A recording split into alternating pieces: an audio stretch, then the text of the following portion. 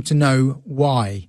So go back and say to them, I need to know why. I go to the insurance company, I need to know why it's gone to high risk. And if you don't tell me, I'm going to ask the ombudsman to effectively give me an order or tell you that you've got to tell me, and see what they say and let me know next week. I just want you to ask them that question in those terms first and then come back and tell me what they actually say. I'm doing an extra show this week. It's tomorrow night, 9 p.m. So I do hope you can join me for that. In the meantime, a quick reminder that the advice offered in this hour is for guidance only. You should always seek your own independent legal opinion. If you haven't done so already, make sure you download Global Player, where you can listen live to LBC, catch up with any shows that you've missed, and listen to a range of podcasts.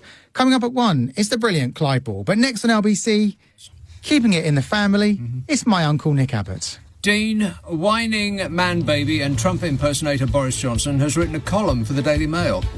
It's not about what you'd think. Go on, guess. You'll never get it. In other news, MPs are about to set him adrift on a metaphorical iceberg on Monday, as his friends and enablers seem to be down to a ludicrous top-hatted twiglet and a person that makes a windmill made of playing cards look stable. And Meghan Markle is back at the top of the news. She hasn't actually done anything, it's just that the papers can only write so much about Philip Schofield and Boris Johnson, and having exhausted the former and tired of the latter, it's back to bashing Meghan, just like in the good old days of 4 weeks ago. That and more coming up with me, Nick Abbott, after the new news at 10 on LBC. On your radio, on Global Player, and Play LBC. leading Britain's conversation. This is LBC. From Global's newsroom at 10 o'clock, a 31-year-old man's been charged over the deaths of 3 people in Nottingham on Tuesday. Valdo Kalkani is accused of 3 counts of attempted murder. Well, let's get more now from LBC's Luke Shanahan. First-year students Grace O'Malley Kumar and Barnaby Webber, both just 19, were killed on Ilkeston Road at around 4 a.m. before 65-year-old Ian Coates was found dead and his van allegedly stolen. Former student Kalokani, of no fixed address, is accused of those killings and then using Ian's van to injure 3 more people. He's due in Nottingham magistrates tomorrow. Luke Shanahan, LBC, Nottingham. Boris Johnson's being accused of breaking parliamentary rules again, this time over his new job as a newspaper columnist. An appointments committee claims it should have had more time to approve the role. There have been suggestions the former Prime Minister might return to politics either as an MP or as an independent candidate to be London Mayor. But Zoe Grunewald from the New Statesman has told LBC she doesn't think so. What's more likely is he'll probably continue in his kind of media career with his column in the Mail and his, relationships with Murdoch and all those kind of things. And then maybe one day, I don't know, maybe he'll make another play for it. But I think at the minute, the appetite just isn't there. Around 500 people are still missing after an overcrowded fishing boat sank off the coast of Greece. Around 100 men have been rescued so far, but no women or children have been found. A truck driver has been convicted of killing 11 Jewish people in Pittsburgh in what's described as the worst anti-Semitic attack in American history.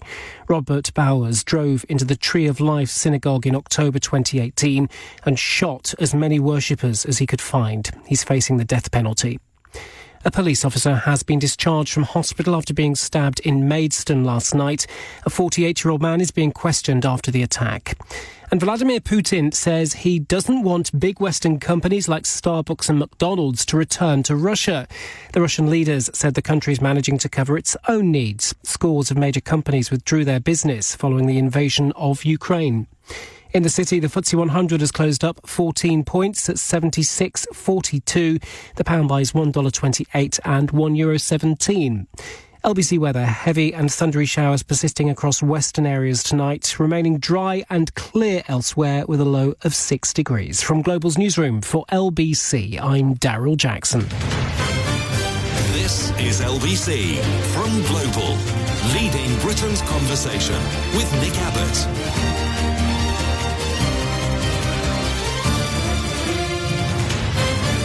Well, let's get back to it. Hello, is this thing on? Back with sound. Somebody had, every now and again, for some strange reason, it's not strange if they're trying to actually sabotage this show. Somebody comes in here and turns the microphone around 180 degrees and then they screw it into place, which makes it impossible to use. I'd have to actually climb onto the desk and lean against the window to use it in that position. Why would somebody do that unless they're trying to sabotage this super show? But you know me, I never complain. Stop whining. Britain is in for another hot weekend with temperatures hitting 28 degrees centigrade, as in 82 Fahrenheit, but forecasters also warned of thunderstorms and 60 millimetres of rain on a Sunday. And I will translate European surrender measurements to His Majesty's imperial system. So 60 millimetres of rain. Let's see now, you double it and add 32 to get from millimetres to feet. So 60 times 2 is 130. 130 plus 32 is 152. Blimey, it's going to be 152 feet of rain in some places this Sunday. Can you believe that? No. The Met Office said the mercury would remain above average for this time of year over the coming days, but the conditions will become more unsettled. Tomorrow. Threat of showers tomorrow will be the most frequent across northern and western areas, and specifically northwestern areas, I bet. I can check on that while you wait, but I really don't see the point. Aha! Okay. Weather forecast for Glasgow. It is not raining at the moment. But don't get used to it, because it's going to be raining tomorrow, and raining on Sunday, and raining on Monday, and raining on Tuesday, and raining on Wednesday, and not raining on Thursday. Pfft, rubbish. Or Friday. Oh, come off it. Normal service will be resumed next Saturday. It'll be raining on that day, and raining on Sunday, and raining on Monday, and raining on Tuesday, and raining on Wednesday, and raining on Thursday, and raining every day for the rest of your lives. Never mind, eh?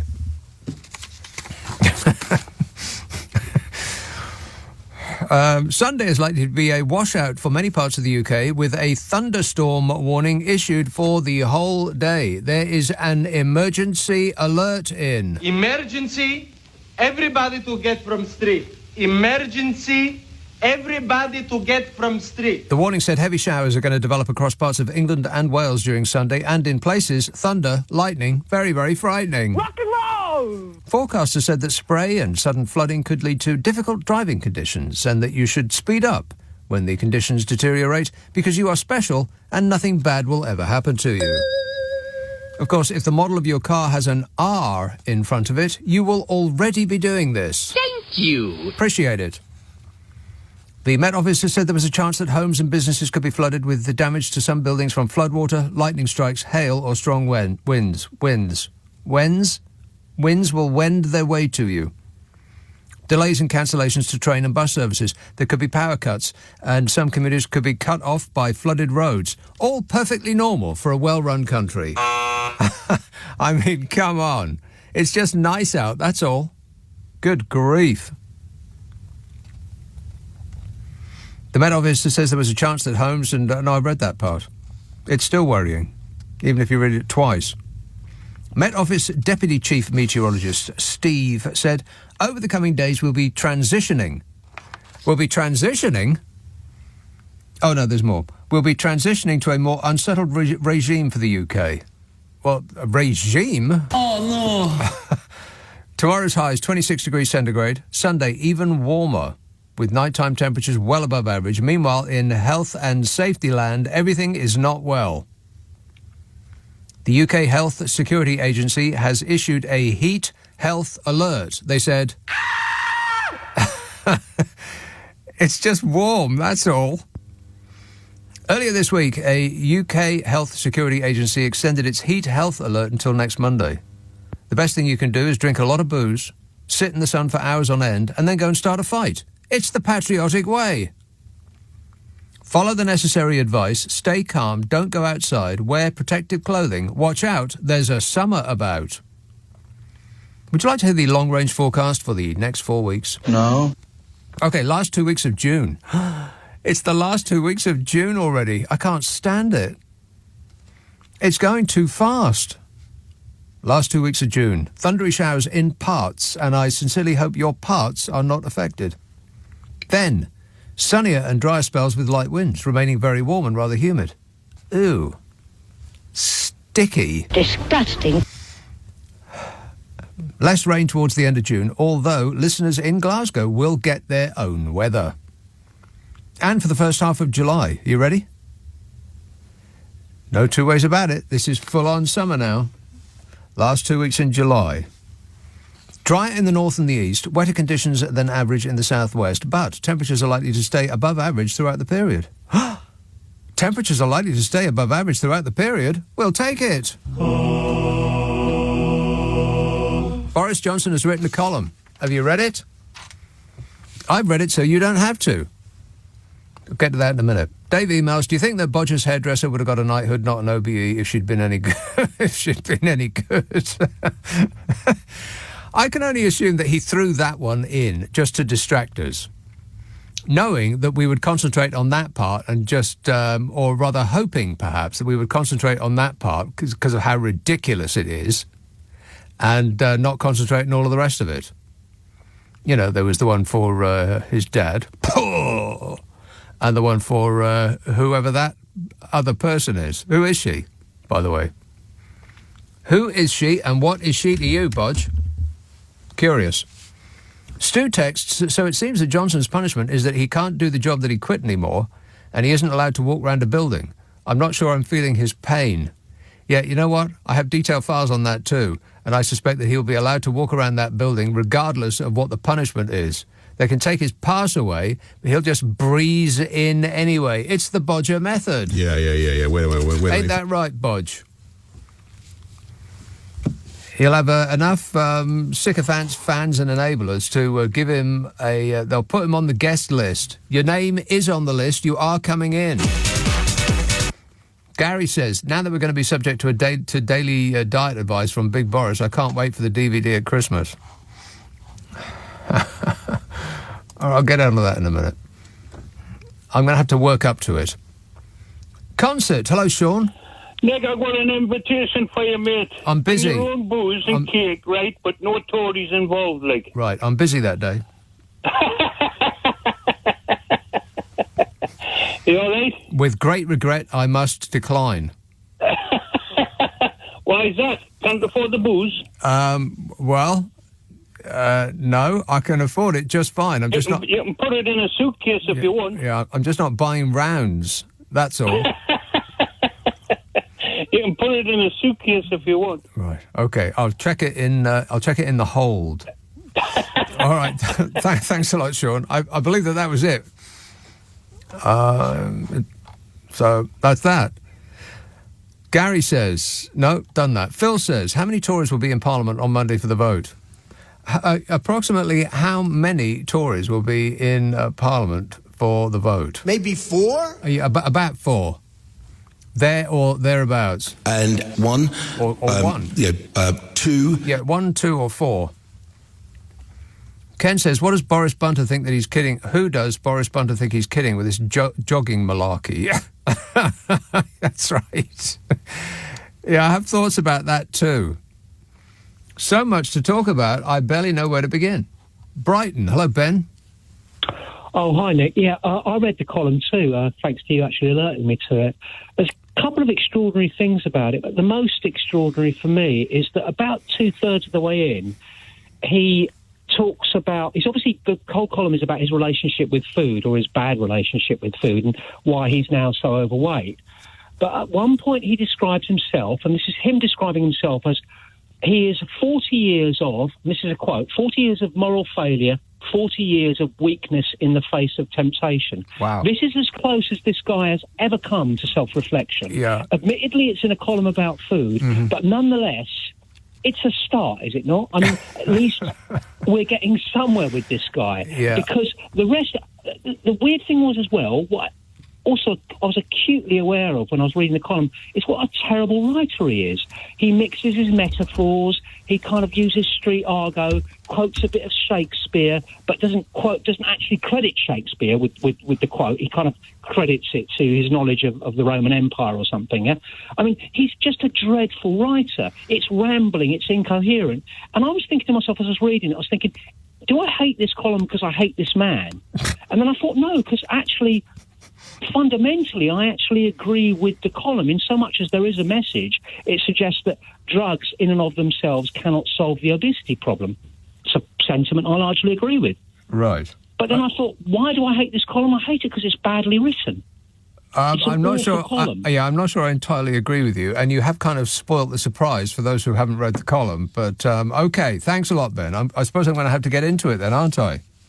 I can't leave it hanging now because you know what it's about.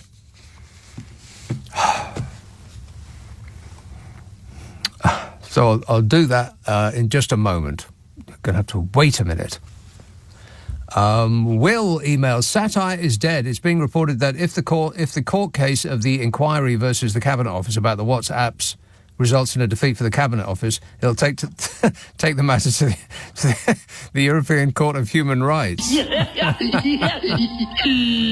says, is that the same European Court of Human Rights that the government is going to take the UK out of the jurisdiction of? Wow. That's almost a sentence. Yes. Pretty much. Spot on there, Will.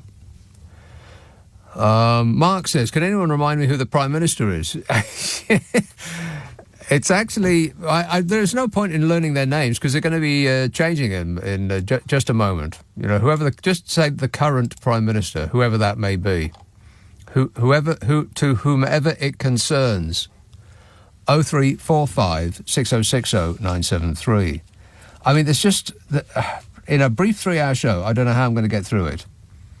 There's Donald Trump in a restaurant. Did you read about that? Meghan Markle makes a comeback to the top of the news stories. There's the thing with the water companies. I mean, so much with the water companies. So much. There's Boris's thing on Monday. There's Boris Johnson's column. And which is... And I researched it for, I don't know, about 5-6 seconds, something like that. I just cancelled out everything that Boris Johnson wrote in his column by looking up what Boris Johnson had previously written on the subject. So I'll get to that as well. So much to cram in. 0345 6060 973. Text 84850. Email nick@lbc.co.uk. If you're on Twitter, it's @LBC. Friday, Saturday, Sunday night at 10. Nick Abbott, LBC. This is LBC. Did you know Vodafone launched the UK's fastest Wi-Fi technology throughout the home? Really? Yep. So what does that mean? That means you can game, stream and surf at speed in every room. Bedroom? Yep. Bathroom? Yep. Attic room? Yep. Panic room? If you have one. Games room? Where do you live? Wow, that's a lot of rooms. Yeah. Switch to Vodafone Pro 2 broadband, the UK's fastest Wi-Fi technology throughout the home.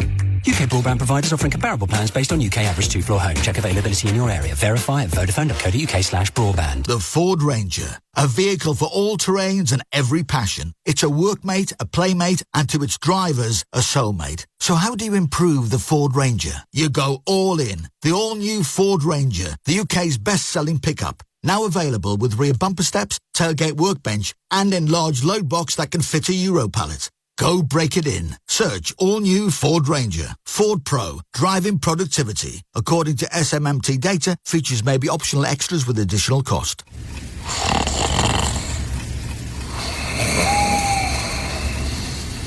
Growers Harvest Porridge Oats. Price matched at only 84p for 1 kilogram at Tesco. Makes for some tasty overnight oats, which make themselves overnight. Fancy that. That's true value. Tesco. Every little helps. Serving suggestion. Price match 8th of 6th. Pro rata versus GBLD. Check twice weekly. Excludes promos. Selected stores. Excludes Express and Northern Ireland. Details tesco.com/LD price match. You can't put a price on togetherness. Or excitement. Friendship. Or achievement. And you can enjoy them even more when you hear every moment.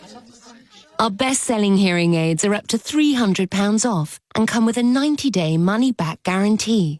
Book your free hearing check today at bootshearingcare.com. Boots, with you for life.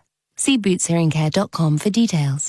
This is LBC with Nick Abbott. Call 0345 6060 973. Text 84850. Alexa, send a comment to LBC. You've got a good... your mind is a little bit you know what I mean? Three-dimensional. No, I have no idea what you mean. Westminster. Hello, Hassan. Hi there, Nick. Two important people passed away this week. Two important people. Daniel Ellsberg, the great whistleblower who brought to us Pentagon Papers, which showed that the various presidents and people running the Vietnam War had been lying to us for many, many years. Lying to us? Absolutely. Yes. and I think we all owe, and everybody who reads newspapers or is a journalist, I think owe him a debt of gratitude. And I think it's a pity that we are treating our current day Daniel Ellsbergs like Assange and others, treating them and putting them in prison and threatening to deport them. Yeah, they're the enemies of the people rather than the people whose deeds they're highlighting. No, absolutely. And I think, frankly, I don't know how much lying there is about how the Ukraine war is going, because the coverage is very weak, unsure. But on a more lighter note... But when you say weak, do you mean that there's not much of it? There's not much of it. I think there's loads of it. There's absolutely loads of coverage of the Ukraine war. No, but what I mean is I think there is very little statistics or data in terms of how many people have been killed, how many have been I read that pretty much every day. Every time you read one of those stories, they've got a death list and how many tanks have been blown up on either side and how many planes they got and so on. But it's not either side. It's actually the Ukrainian side that we quote a lot. There is very limited information from the Russian side. Because they don't. Well, it's not going very well for them. They don't want to tell us how they're doing. I don't know, because look, who knows? That's the point, right? And people also thought that we are killing a lot of Vietnamese in these bombing raids, but they still won. But on a more positive side, we should also remember the great Silvio Berlusconi, who also went up there to meet our maker. Right. And he was, I think, a trailblazer. Yeah. On the dance floor, mostly. That's right. But Nick, you are man of the world, so can you please tell me what is a Bunga Bunga party? Because I have not been able to find out. Well, if you can't find out, Hassan, then you're definitely not getting in. All right. Thanks a lot, mate. 0345 6060 973. Tom says, South East Water have just announced a hose pipe and sprinkler ban for people in Kent and Sussex. Just imagine making millions of pounds in profit every year, paying dividends to shareholders, and then telling your customers you can't supply what they've paid for. Yeah. It's almost as though selling an industry that provides a monopoly of something that you can't do without and that you'll get fined if you don't pay for isn't a good idea. But who could have predicted that? Apart from every other country on earth who hasn't sold their water. We're the only ones stupid enough to have done that.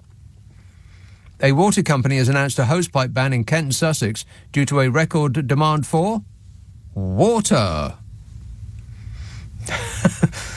The move by South East Water left areas of the region with no water this week amid a heat wave. Can you believe that? Schools had to shut and families forced to pick up drinking water from bottled water stations as though we live in the desert. It's Kent and Sussex, for crying out loud. A fire at a farm in Rotherfield in East Sussex could not be put out until fire crews arrived because there was no water supply. Poor cows.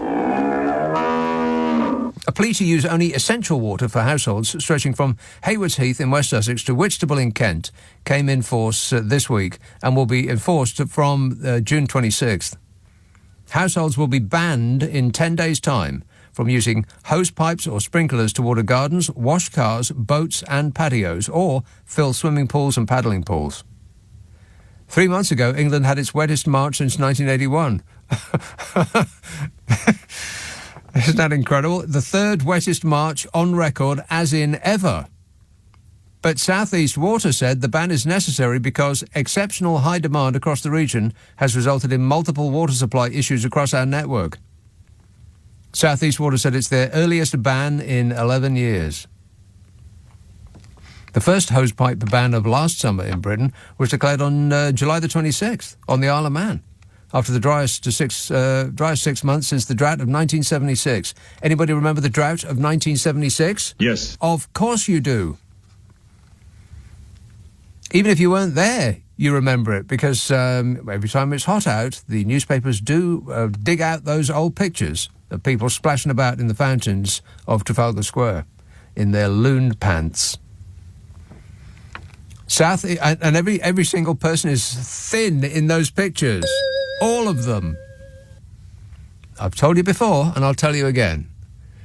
And not for the last time either. The human race is being poisoned. We're being poisoned. Look at the shape of us. Look at the shape of the people in the photographs from 1976. Completely different species. Where was I? Okay, so the first hosepipe banner last summer was declared at the end of July. We got one at the beginning of June in this summer. I mean, it's got nothing to do with climate change, though, by the way, so you can relax about that. Climate change is a global conspiracy created by the elitists to something or other, I don't know. I haven't read Facebook in a while, but it probably says something like... Another English water utility. Utility is probably the wrong word there, isn't it? Does it have utility? No. Another English water utility, South West Water in Cornwall and Devon, has had a hosepipe in place since April. You've got to be kidding me. Since April? I follow the Twitter feed of Lord Prem Sikka, the Emeritus Professor of Accounting. And Lord Sikka says, South East Water, a company owned by Infrastructure Fund in Australia, a Canadian company, and the NatWest Pension Fund, imposes a hosepipe ban. Huge profits and dividends, leaks unchecked, no new reservoirs, bills hiked, no responsibility. Drought is on the verge of becoming the next pandemic. English water companies do little to tackle water shortages. 2.4 billion litres of water lost to leaks every day.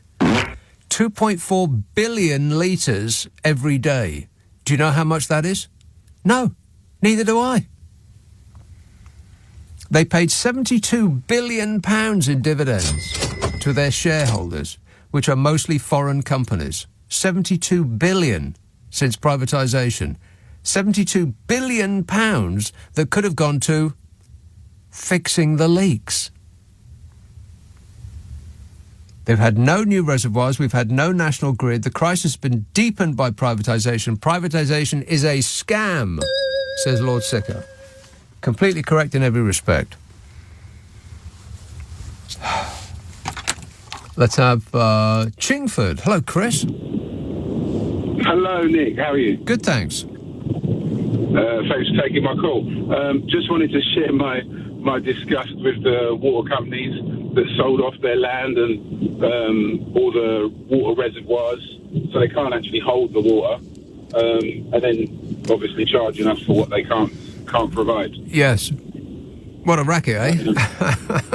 Yeah, wish we'd jumped on that one sooner. Yeah. We could have all had a share, but of course shareholders have got to get their dividend each year, haven't they?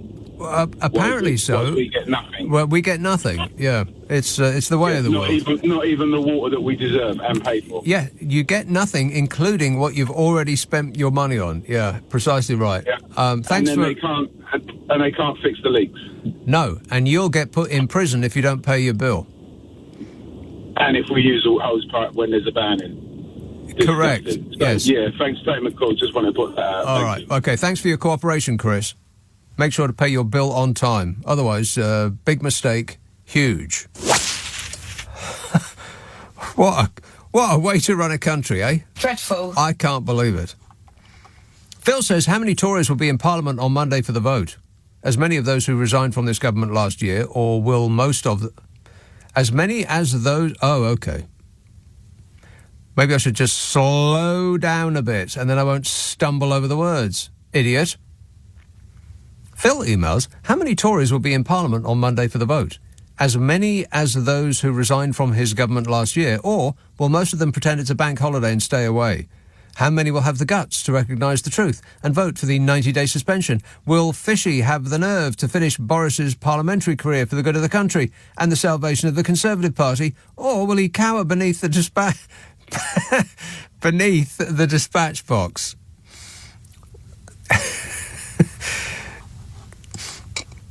Phil kicked him while he was down, just at the end there. He couldn't resist it. Lucy says, although I feel the Daily Mail suits Bojo's standards of journalistic integrity, I'd have thought he'd be better off testing out theme parks. Well, which one in particular? Peppa Pig World. Peppa Pig World it has Peppa Pig is the right answer. Well done, Bodger. You get a balloon with which you can comb your hair. 0345 6060 973, text 84850, email nica@lbc.co.uk, and if you're on Twitter, it's @lbc. Friday, Saturday, Sunday night at 10. Nick Abbot, LBC. It's 10:30, the news headlines with Darryl Jackson. A 31-year-old man's been charged with murdering 3 people in Nottingham on Tuesday. Valdo Kalkani will appear before magistrates tomorrow morning. The former head of the police watchdog has been charged with raping a girl under 16 and with indecent assault. 64-year-old Michael Lockwood ran the IOPC until last December. And Boris Johnson's been accused of breaking more rules for ministers, which includes ex-prime ministers. The former PM's started writing a column for the Daily Mail, but the appointments watchdog says it only had 30 minutes notice. It says that is a clear breach of its regulations. LBC weather, heavy and thundery showers persisting across western areas tonight, remaining dry and clear elsewhere, and a low of 6 degrees. This is LBC. Get up and go. Millions of drivers are part of something special. They are members of the AA, the UK's #1 breakdown service. With more expert patrols across the country and unlimited call-outs, we'll always be there for you. Be with the best from $7.50 a month at theaa.com. The AA. Join today. New customers only. T's and C's apply. Verified patrol and personal member numbers at theaa.com/best. Sending business documents or goods abroad can be a hassle. Customs paperwork, duties, taxes and regulations can cause a real headache. It's no wonder business owners reach out to the helpful experts at Mailboxes, etc. We find the right carrier for every package and can even help with packing too. Search Mailboxes, etc. because we're the team that delivers worldwide. Trust the right partner for your business. Mailboxes, etc. People possible. If you're looking to trim your spending, checking for subscriptions that you no longer need could be an easy win. The Barclays app makes it simple. You can view your subscriptions and upcoming payments in one place, helping you to manage your spending. You might even spot some other savings you can make right now too. For more money help, search Barclays Cost of Living. Barclays, make money work for you. You need to be 11 or over to access this product or service using the app. T's and C's apply. Running a care home means always being prepared to help our residents. But with the digital switchover underway, it was crucial that we future-proof systems connected to a phone or monitoring station, like our fire and intruder alarms and CCTV. Luckily, we had the experts at Chubb to show us the way. The digital switchover is rolling out now. Stay connected, stay protected with Chubb Fire and Security.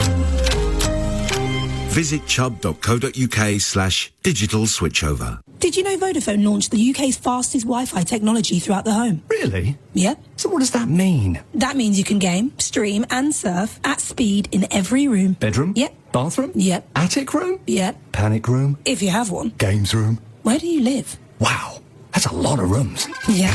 Switch to Vodafone Pro 2 broadband, the UK's fastest Wi-Fi technology throughout the home. UK broadband providers offering comparable plans based on UK average 2-floor home. Check availability in your area. Verify at vodafone.co.uk/broadband.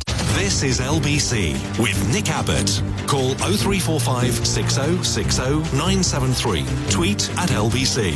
Text 84850. Everything is going extremely well. It certainly is. 0345 6060 973. Hannah emails, Johnson is right. It was a kangaroo court. He should have been tried in a real court. And he should have been put in jail for unlawfully proroguing Parliament and for trying to get rid of the Parliamentary Standards Rule Book and for the irreparable damage that he has inflicted on the country. Any thoughts, Bodge? I can't comment on that. Can't comment on that. Blah, blah, blah, blah. Hagar says, so Bodge lied. Will Fishy Sunak keep up the tradition? Happen he will, says Hagar. Happen he will. St Ives, hello, Jay. Oh, hi. Good evening, Nick. Yeah. Oh, I was thinking recently, and I'm thinking like this country right now is suffering with a long Boris. Like a long COVID, he has got symptoms as well. So one of the symptoms of long Boris is brain fog, is Nadine Dorris. Sickness, diarrhea, and dizziness is Jacob Rees-Mogg. I don't know anything. And another symptom I was looking up, rashes, is Guta Harry, and the rest. I think we need to get rid of him, but it's a long Boris, so it's really difficult to shake it off. Yeah. And second point I wanted to make, in regards to, all these appointments to House of Lords, for Rishi Sunak, stop the Lords. Stop the Lords. Stop the Lords. Instead of votes, Right. stop the Lords. I get it. And then what we can do is, it's safe to go to Rwanda, isn't it? To relocate the House of Lords to Rwanda. Good idea. And probably that will... It's my dream to see plane loads of Lords flying their way to Rwanda. That's my dream. And it's safe to go there. If the migrants can live there, why not the Lords? Correct, That was Mundo. my point. Sorry. Yeah. OK, excellent points. Well made. Thanks a lot, Jay. 0345 6060 973. Steve emails, I live in a tiny hamlet deep in an enormous forest. We don't have problems with foxes because the lynxes, owls and eagles eat them. So they go off and live in the towns. Right. Well, that makes sense, because, the living is easy in the towns, because the stupid morons leave their food all over the place. Simon says, I thought I'd just remind you and your listeners to enjoy the nice weather, because this time next week it will be after the longest day, so the nights will be drawing in, and then it's Christmas. Oh, no. Oh, shut up, Simon. Seriously. I'm not through with spring yet, and it's already halfway through summer, it seems. I'm giving the weather forecast for July. It's going too quickly. He's right, it is going to be Christmas pretty soon. Jesus' birthday just around the corner. Pete says, there's no easy way to break this to you, but Ranjit has been unfaithful as he has been calling Sheila. What? If it was me, I would want somebody to tell me. Says Pete. What have you got to say for yourself, Ranjit? Hi, you okay? Yes. I ring quite a few people actually on your radio station, but you're my favourite. Oh yeah, well you would say that, wouldn't you? Yeah, and then earlier on I spoke to your previous glamorous assistant. He says, "Oh, Ranjit, I know who you are." And I said, "Look, I don't want to come on here, but I just put a message on." I says, because I need to speak to my favourite person, which is Nick Abbot. Yeah, sure. Yeah, Nick, did you see the news the other day, a couple of days ago? Yeah, where Rishi Sunak, in his Action Man suit went in and broke the door down of somebody's house. Right? Oh. It was an immigration raid, yeah? Right, yeah. Dressing up in somebody's work clothes for a photo shoot. Who does that remind you of? Yeah. Wait. Exactly. Exactly my sentiments, yeah? Okay. Now, the thing is, there's been rumours that on Monday, Rishi Sunak's going to go off to Ukraine or somewhere like that, yeah? That's okay? right. Because he doesn't want to face the music, yeah? Exactly. Okay? And because Boris Johnson, when he was going to vote against the third runway, he went to China or somewhere, didn't he? It wasn't China, it was it Afghanistan or somewhere like that? I can't remember exactly. But the important part was that he ran away. If they're all running away. So history is repeating itself. Yeah. And what worries me more now, right? Boris Johnson appointed these people to inspect him. So they did, yeah. And then amongst themselves, right, they done a proper internal inspection, yeah. Oh. Okay. And then I don't know which one had the gloves on, but anyway, I'm digressing. Okay. So he appointed this committee, and most of it was Tories, yeah? And then he's saying, well, what you've done is all wrong. It's a witch hunt. Yeah. And then, like we discussed last week, there's probably about 4 or 5 stages where he could have still retained his seat, proved himself right. Mm-hmm. But he's chickened out, so why doesn't he just fade away?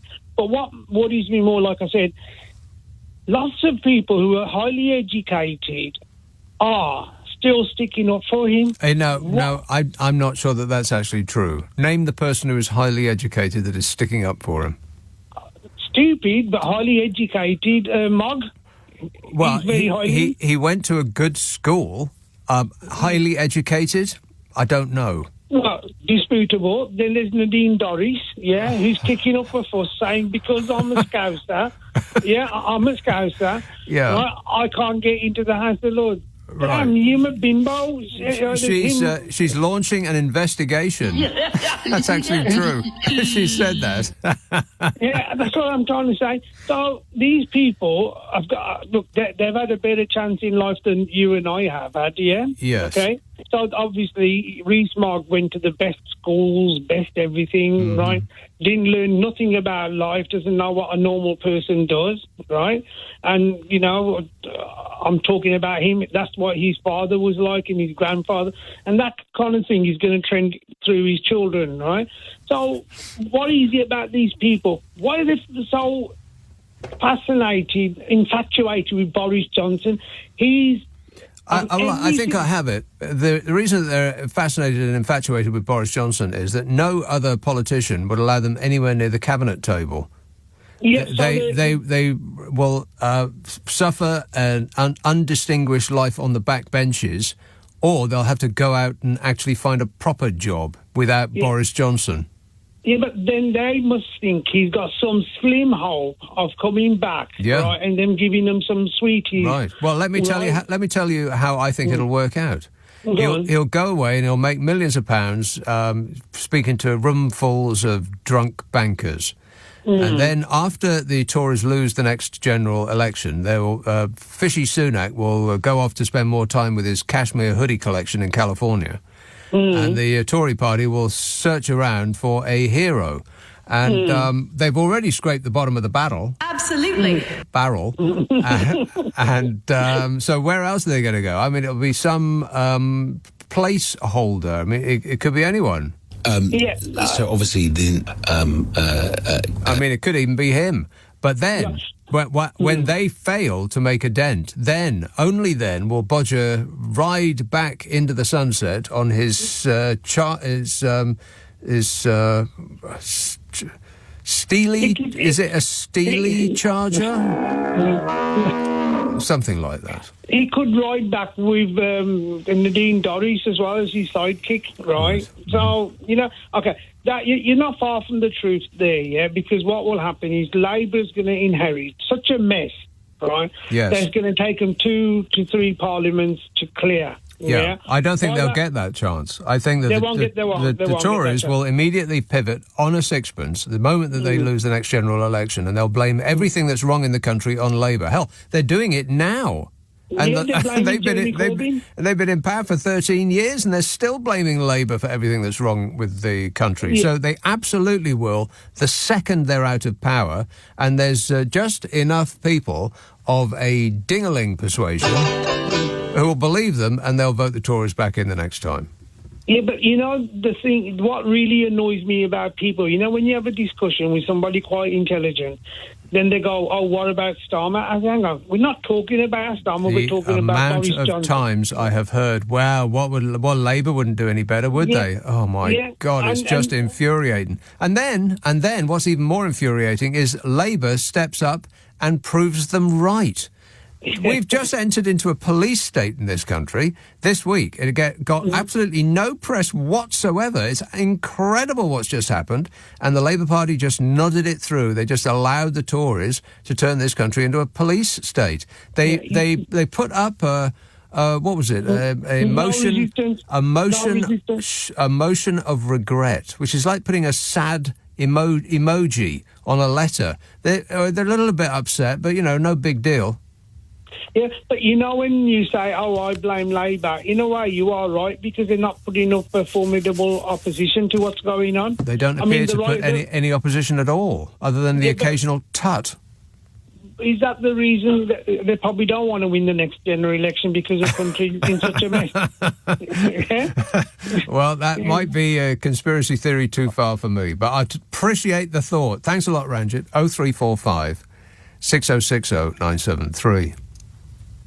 Adam says, cut Bodger a break. It can't be easy leaving the salary of an MP and settle for the chicken feed paying job that he has defaulted to. Yeah. All right, well, I'll come to the column in just a minute, because it surprised me. Not what I was expecting at all. 0345 6060 973. Text 84850. Email nick@lbc.co.uk. And if you're on Twitter, it's at LBC. Friday, Saturday, Sunday night at 10. Nick Abbott, LBC. Have your say, only on LBC. All taxation is theft, and more taxation is more theft. I used to be a Conservative voter. I voted Conservative all my life. I cannot wait to vote Labour at the next election. I'm not seeking political oblivion. I would like him to stand up and go, yes, I have got this wrong. My husband is never going to get better with everything going up. I can't pay my mortgage. I'm going to lose my flat. Where is the fairness in that? Don't miss a moment. Catch up on LBC exclusively on Global Player. If you're looking to trim your spending, checking for subscriptions that you no longer need could be an easy win. The Barclays app makes it simple. You can view your subscriptions and upcoming payments in one place, helping you to manage your spending. You might even spot some other savings you can make right now too. For more money help, search Barclays Cost of Living. Barclays, make money work for you. You need to be 11 or over to access this product or service using the app. T's and C's apply. Serious about the right vitamins for you and your family? Trust Vitabiotics, the UK's #1 vitamin company with 50 years experience and the only one to receive the Queen's Award for Innovation twice from Boots, pharmacies and Vitabiotics.com. For #1 verification, see Vitabiotics.com. Prostasan Saw Palmetto Capsules is a traditional herbal medicinal product used for the relief of lower urinary tract symptoms in men who have a confirmed diagnosis of benign prostatic hypertrophy or BPH, exclusively based upon long-standing use as a traditional remedy. Prior to treatment, other serious conditions should have been ruled out by a doctor. If you're suffering from the symptoms of an enlarged prostate, like more frequent trips to the bathroom or poor flow, then Vogel's once-a-day Prostasan capsules is a convenient choice of herbal remedy. Always read the leaflet. Vogel's Prostasan, available at most good health food shops and chemists, or buy online today at avogel.co.uk. Holly and Shanice are prepping for a big weekend away, and it needs to go exactly to plan. So they need to know exactly what they're getting, like the choice of over 800 hotels. Yes! Right in the centre! So they're only moments away from where they want to be. Woo! With a super comfy bed waiting for them at the end of the night. And with checkout by 12 p.m, they can even hit snooze. Enjoy the same feeling whatever the trip. Premier Inn. Rest easy. Only available to book at premierinn.com. As a business owner, did you know that by reorganizing your business structure and assets, you may be able to minimize risk, save money, and reach your long-term goals? At Barnes Rofe, we help businesses like yours review and change their business structure. Whether it's to simplify, demerge, or consolidate, the benefits can be sizable. So why not get some first-rate advice and speak to one of our experts? Contact us at barnesrofe.com. Barnes Rofe, clever accountants for business. Nick Abbott on LBC. Call 0345 6060 973. Okie dokie. Yeah, let's have a call in Embra. Marion. Nick, hello. Marion. Hi. Okay, so enough about Boris Johnson. I think you're tolling the bell a little quick on that one. I think it's got a little bit more to run, but go on. Yeah, I think at this particular moment we should probably be looking at Rishi Sunak. Okay. Getting out a magnifying glass. Go ahead. Yeah. So, to date, he's seemed extremely weak. He seems very scared of his bits Progressive Party that are going, rah, rah, rah, braver measures. Johnson, right? He came out the other day and he was tough. He was tough. What? Yes. No, he's been scared. Sorry, was I doing too much stuff? He seemed very scared about the ERG going wrong. So I'll calm that down a little bit. Right. Rawr, rawr. And Boris Johnson fans, he's had to maybe do that, play the whole Marion. Table. Marion, are you okay? Yeah. No, I'm fine. I'm sorry. I was just being a bit over animated at the beginning. Can I try again? I'm trying not to be too over animated. Just use ordinary words and phrases. Go ahead. Thank you. Okay, right. I'll do that. Okay. So initially, he was being very. He was trying to kind of support. Sorry, right. Oh, I see. It's my fault, Marion. I'm going to put you on hold, maybe forever, and you can regain your thought. But I appreciate the effort. Cheers, my dear. James says, I'm glad that Rishi Sunak is now Mr. Hard Guy when it comes to Bozo the Clown. I hope he makes this his number one priority. It's the country's number one priority. It's my number one priority up and down the country, and that will be our focus. He's gripping it. Simon says, oh no, I've read that. Take that one off. That's about the nights drawing in, and then pretty soon it's going to be Christmas. Too depressing. Dan says, in regards to Johnson, he may do other work, but it won't be for a diet or exercise book. He's always filmed with his dog running, and he still looks exactly the same, perhaps worse. What, than his dog? Yeah, I agree. Kath Theth. On Monday, Andrew Marr described Boris as the albino gorilla. Blimey. Did he? Did he? He says, I still love Boris, but that did tickle me coming from Marr. Lol, Liz Truss has said they shouldn't take the Commons pass off Boris. That's all one sentence. I still love Boris, but that did tickle me coming from Marr. Lol, Liz Truss has said they shouldn't take the Commons pass off Boris. You know you're in trouble when Liz Truss is sticking up for you. Also, Nads doesn't know what the word immediate means. Absolutely. No, she doesn't. No, she doesn't. Well, I'll get to that as well. Oh, there's just so much stuff to talk about, but all these people, they keep calling me. How do they get my number? Bath. Hello, John. Hey, how you doing? Good, thanks. I tell you what, that's a fair description from Andrew Marr. He does look like an albino gorilla. I just think that, for all the apologies for Boris Johnson, how can you defend a man that has his backside hanging out of his trousers? Yeah. I mean, that amazes me. Well, there isn't a teenage rap star. Yes. Yeah. An actual grown-up human being. And this is it. And then they compare him to Churchill. Or he compared himself to Churchill. The last time I checked, I never saw his backside. No. Churchill never had his bottom hanging out of his trousers. That is verifiably true. Verifiably true. But I tell you also, the chickens have come home to roost. People are complaining about electricity, water.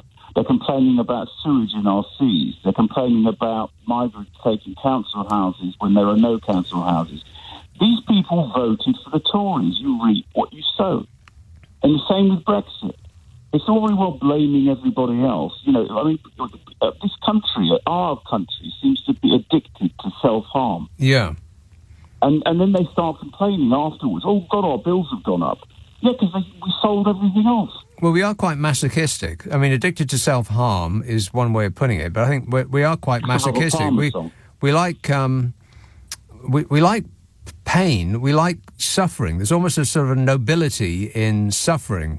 Our national phrase is, well, mustn't grumble, which is used after having grumbled for the past 3 hours straight.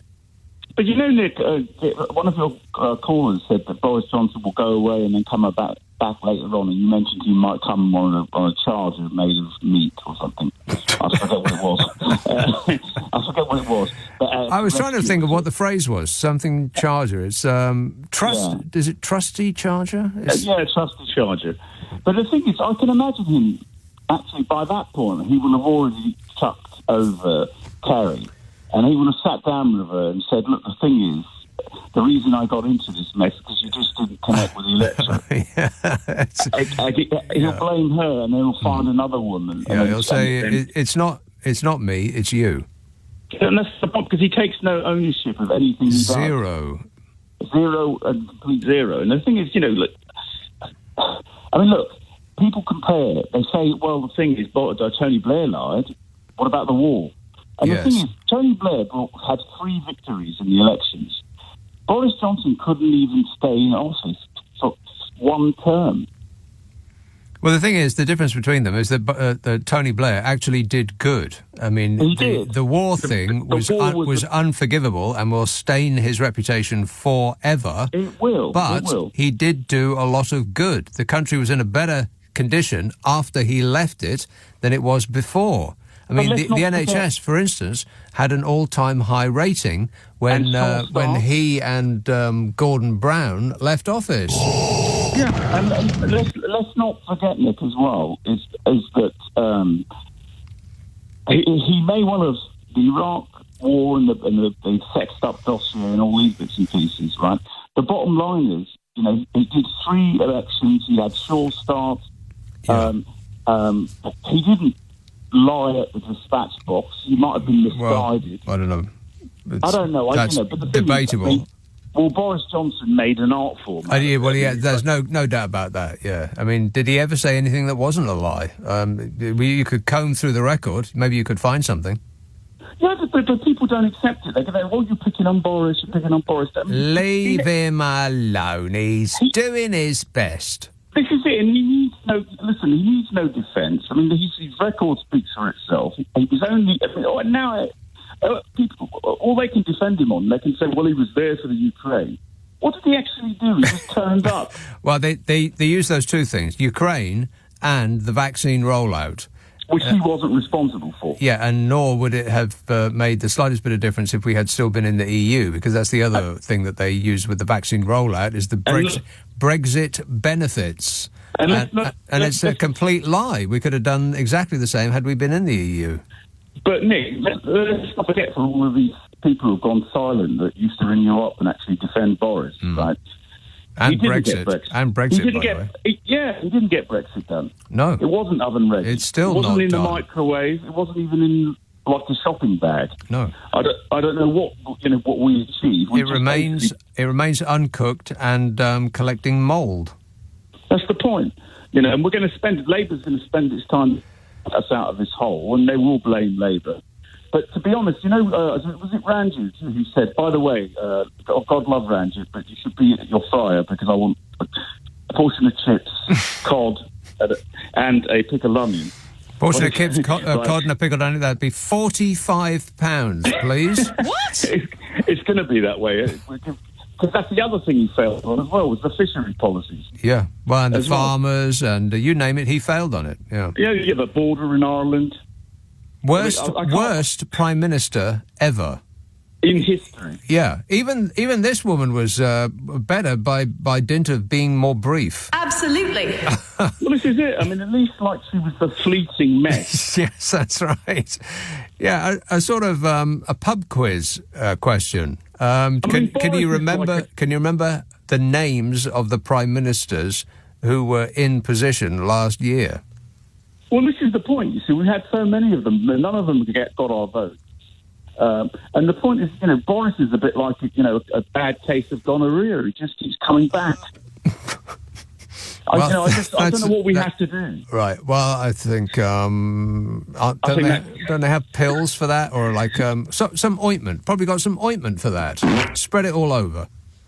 And I wish you all the best with that, John. I hope it clears up. 0345 6060 973. I think John was sharing a little bit too much. Tom says, just a reminder that it's Boris' birthday in a few years. Are you sending him a card? No, I'll send him this.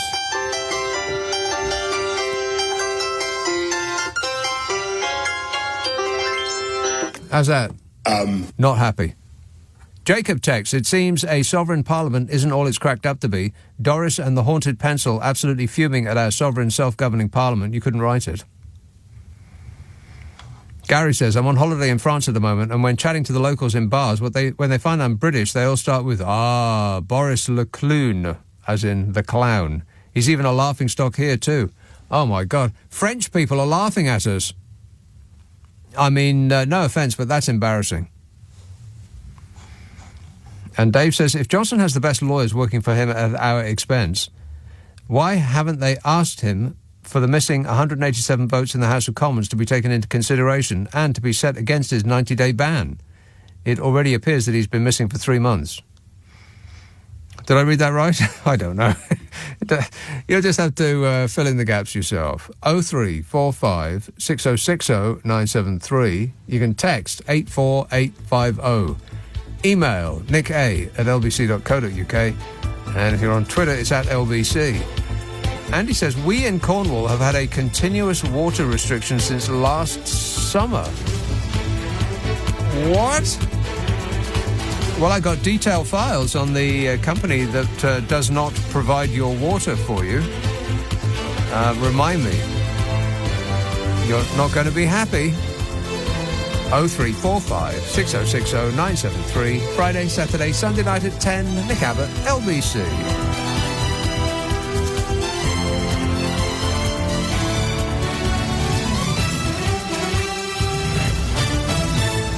On your radio, on Global Player, and Play LBC. leading Britain's conversation. This is LBC. From Global's newsroom at 11 o'clock, a 31-year-old man has been charged over Tuesday's attacks in Nottingham following days of questioning. Valdel Kalkani is due in Nottingham Magistrates Court tomorrow. LBC's Luke Shanahan has the latest. Callow Carney, of no fixed address, is accused of 3 counts of murder and another 3 of attempted murder. It's over the stabbings of Grace O'Malley Kumar, Barnaby Webber and Ian Coates in the early hours of Tuesday and the van attacks that followed.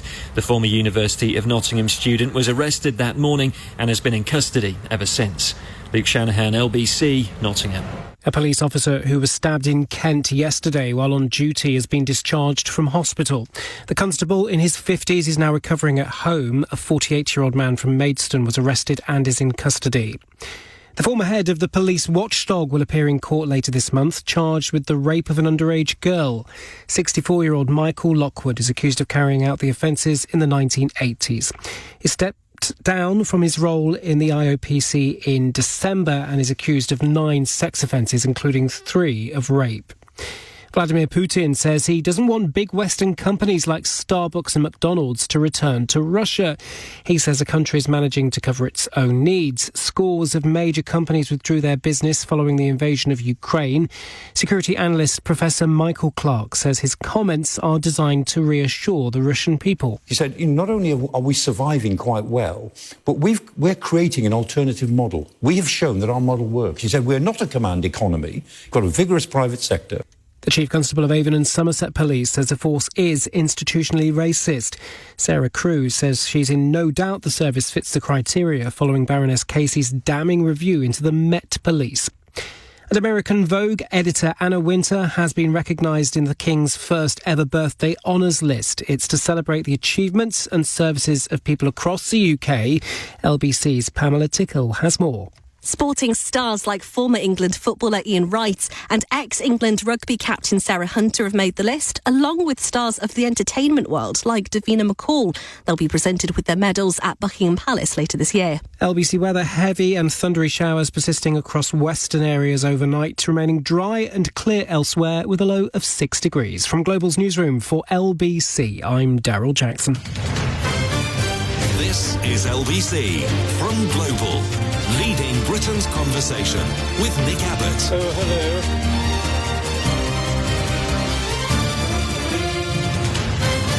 Hello, boys. OK, so South West Water. I have detailed files. Somebody just texted in and says, we in Cornwall have had continuous water restrictions since last summer. Well, English water utility South West Water in Cornwall and Devon has had a hosepipe ban in since April already. And a couple of days ago, we found that South West Water owner Pennon Group fills rivers with sewage, loses billions of litres of water in leaks. But pays £112 million to shareholders. What? It's been sanctioned 165 times since 2010 and has paid £4.3 million in fines. Otherwise known as chicken feed. The owner of South West Water, which operates in one of only 2 regions in the country, officially is in drought. Has raised its shareholder dividend by more than 10% to £112 million, despite reporting a loss and being fined for illegally dumping sewage. What? Pennon Group, which also owns Bristol Water, said it made a pre-tax loss of £8.5 million in the year to April, says The Times, compared to a profit of £127.7 million in the previous 12 months. But despite the loss-making financial year, they lost £8.5 million, they lifted its annual dividend to shareholders by £112 million. Ofwat, the useless water regulator, has previously investigated South West Water over sewage dumping and environmental performance. In April, it was fined £2.15 million for illegally dumping sewage into the rivers and the sea in Devon and Cornwall, causing environmental harm after a case was brought by the Environment Agency. Wow, a whole £2.15 million. That'll teach them. Pennon said average household bills will go up in the year ahead. We can't give you what you paid for, and we've just covered you in sewage. And we're increasing your bills. You're welcome. Thank you. Pennon said that the vast majority of its customers found their bills affordable. Is that right? In other news, South West Water has launched an investigation into 2 treatment works where there has been an increase in spills into a swimming river in South Devon. Disgusting. Oh, my God. I mean, why do people go to Devon and Cornwall on holiday? For the sea. Can't go in the sea. Data from the agency, the Environment Agency, showed discharges into the River Avon, which is popular with wild swimmers and water sports enthusiasts, at Dipford Sewage Treatment Works rose from 83 spillages in 2021 to 119 last year. Wild swimmers. Never mind about wild, you'd have to be crazy. But you will be relieved to know that no shareholder or executive was affected by any of these developments. They're all doing very well. Very well. Huge. Big numbers.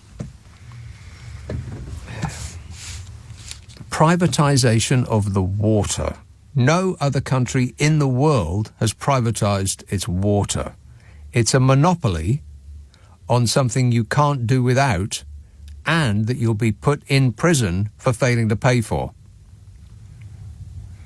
And it's not working out very well. Wow, who could see that coming?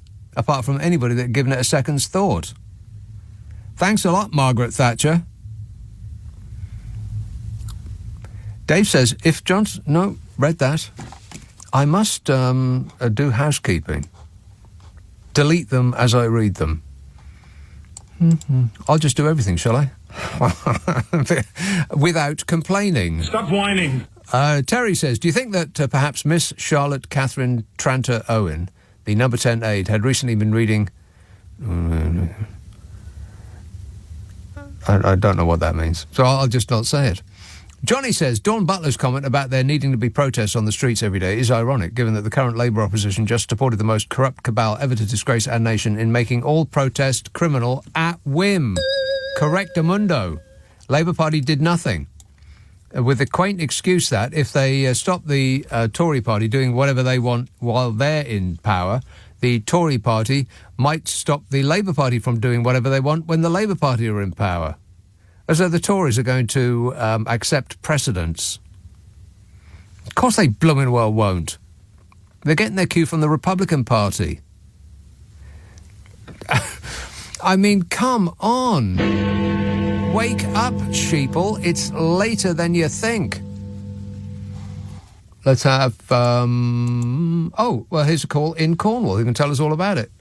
Malcolm Bodmin. Hello, Nick. What do you want to know about it, sir? Do you have any water? I have the 3 biggest reservoirs in the southwest. all within about 25 miles of where I live. Is there any water in them? Well, they're Roadford, Collerford and Sibleyback, and they're all unbelievably low. Low. And the messages you had in are absolutely right. We've had a water ban where I am in Cornwall since August 2022.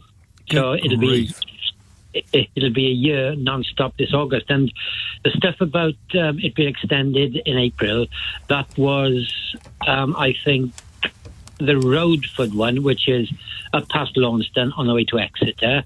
That is the one I believe that feeds Plymouth. So that one, so Plymouth were only put under water restrictions in April of this year, but here in Cornwall we've had it for a year. But the problem is, Nick, it's the emmets or the grockles. The what? The what was that, Nick? Sorry, I said the what?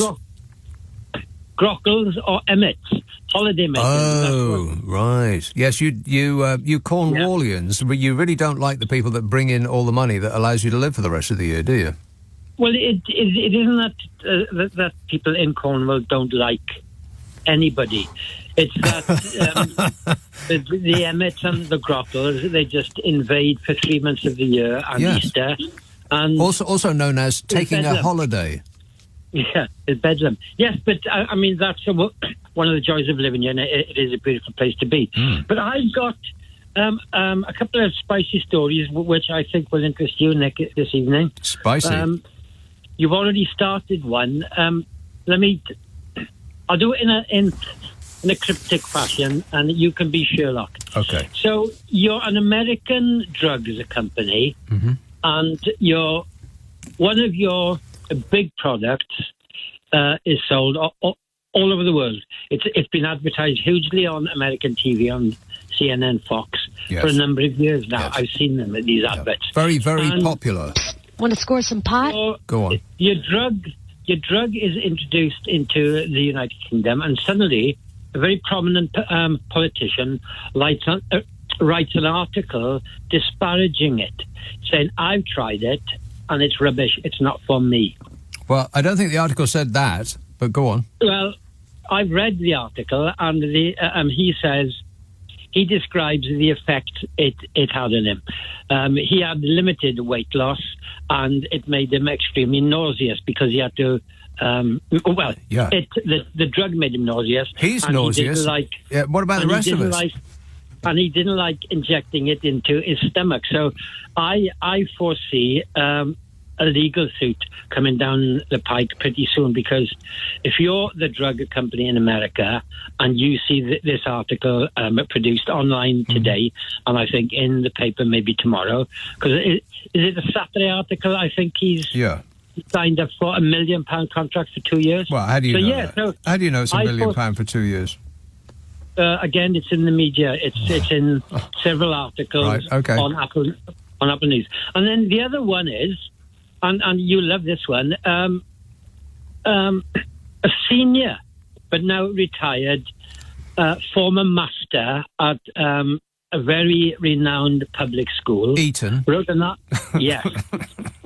a brilliant article this week. Well, it was a letter. It was a letter in saying we've got Eton produces the most dreadful people. I don't know. Yeah. And by the way, I used to be a master at Eton. Sorry about that. Something to that effect. So who failed who? Did he fail them, or they failed There's him? something about there is something about Eton. Either it's the school itself that takes ordinary human beings and turns them into the most appalling people, or they were appalling people before they went in. I suspect that it's perhaps the latter. Malcolm, I'm going to have to go, but thanks for that. 0345 6060 973. So he wrote a column. Boris Johnson's been signed up to write a column for the Daily Mail. One of his biggest newspaper supporters. Will you be able to believe a single word in it? You'll be amazed to learn that Mr. Blobby has not cleared the job with the watchdog that vets former ministers' appointments. Isn't that absolutely stunning? No. The Advisory Committee on Business Appointments is looking into whether he has broken the rules. Well, shall we go ahead and assume that the answer to that question is yes? Yes. The Daily Mail online Twitter account described him as one of the wittiest and most original writers in the business. Well, I mean, if by original they mean he makes stuff up and pretends it's true, then yes, he is very original. In a video shared by the paper, he said, "Gadzooks, where am I?" You know, his act. The clip also features a combination of shots of Johnson in Downing Street in the House of Commons and out jogging. Jogging. I mean, that's an obvious lie, that is. He doesn't jog. He gets out of a chauffeured limousine in his hideous running gear and then galumphs into the building that his car is parked outside so that photographers can take a picture of him giving a thumbs up. Write the truth, he even lies about running. An advisory committee on business appointments spokesmodel said the committee had written to Mr. Johnson as it had not received an application from him. Ex-ministers are supposed to put their putative jobs past this business appointments committee. And you'll be unsurprised to learn that Boris Johnson didn't do that because rules don't apply to him. Former ministers are meant to apply to the Advisory Committee on Business Appointments before taking up a new role for up to 2 years after leaving government. Blimey, he's going to be like a repeat customer. He's going to be just sitting on a chair outside their door, 24 hours a day. Oh, and by the way, here's another one. And what will be the very serious consequences if it's shown that Mr. Blobby has broken the rules? Will he be chastised or reprimanded, perhaps? How about upbraided? No. This very important and powerful committee has no powers whatsoever outside of issuing a rebuke. I mean, that is our political system in a nutshell. You can pretty much do whatever you want with impunity unless you break so many rules that it becomes impossible not to punish you. And you know who is the head of this powerless waste of time committee? Eric Pickles. I bet you'd forgotten about Eric Pickles. Well, he's a lord now, so we're stuck with him forever, whether you like it or not. Oh, fabulous. Apparently, Eric Pickles will be writing to Bodger Johnson to seek clarification on whether he is actually taking the job. He's going to seek clarification. That'll teach him. Here's how useless they are. This committee on business appointments. The committee previously found that Boris Johnson broke the rules after taking up a £275,000 a year column with the Telegraph, weeks after standing down as Foreign Secretary. The watchdog said it was unacceptable that Mr. Johnson had not sought its advice before signing the contract. And what happened? Absolutely nothing. That was it. They just said it was unacceptable, and they let him do it anyway. And on top of the cash for his stand-up routine that he'll do to roomfuls of drunk hedge funders, and the, shall we guess, $500,000 a year he'll get for dashing off 1,000 words of wailing every week for the Mail, he also gets us to pay for little things in life like his pension and 19 grand for leaving Downing Street. He actually gets 19 grand for exiting the building. Bye-bye. And there's the cost of winding down his MP office. He's never been there. And the police protection for life, of course. And the chauffeur-driven car, forever. And the legal cost protection in case he's sued, which will probably amount, in total, to about £500,000 a year. I mean, he'd call it chicken feed, but it's us poor dopes who will be feeding him. You know. The little people. Us. What a way to run a country, eh? Dreadful. 0345 6060 973. Friday, Saturday, Sunday night at 10. Nick Abbot, LBC. This is LBC. Get up and go. Millions of drivers are part of something special. They are members of the AA, the UK's #1 breakdown service. With more expert patrols across the country and unlimited call-outs, we'll always be there for you. Be with the best from $7.50 a month at theaa.com. The AA. Join today. New customers only. T's and C's apply. Verified patrol and personal member numbers at theaa.com/best. You're cordially invited to join the nation's big declutter challenge. Just don one's marigolds and purge one's home of those loathsome little knickknacks you feel obliged to clean. If you encounter any unloved antiques like jewellery, silverware or fountain pens, trade them in with Vintage Cash Cow. They'll make you a fair, no-obligation offer and pay money straight into your bank. Text Vintage to 60777 to order your free and insured postal labels. Clear out and cash in today. Let's say you got £200 cash back. Joy! What now? How about 500 or so sausages for the barbecue? Or maybe 10 litres of sunscreen? Get cash back on a load of Samsung tech, like £200 on the Epic Galaxy S23 Ultra, and bring some more joy to your summer. That's like 105 ice creams. Purchase before 4th of July from a participating retailer. Claim from Samsung within 30 days of purchase. T's and C's apply. Renault. What would it take for a petrolhead to go electric? All new Renault Megane E-Tech 100% electric with 220 horsepower. All new Renault Megane E-Tech 100% electric. Now available for £399 per month. Order by 3rd of July 2023. Search Renault offers.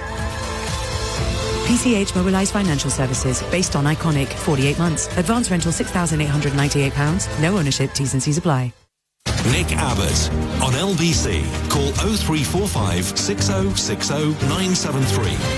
What in places goes on inside that head of yours? Clive says, I'm not sure if you heard Nick Ferrari's show this morning, but it turns out that Humphrey from Wimbledon is either real or a serial spoofer. What, the bloke who sounds like this? Oh, hello.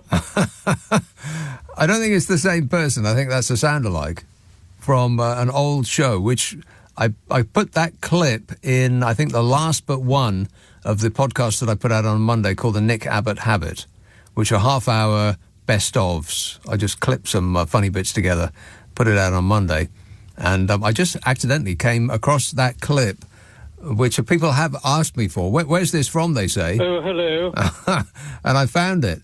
And so I put that one in the, not the one that came out last Monday, because that had a couple of good clips from last weekend. Normally they're quite old.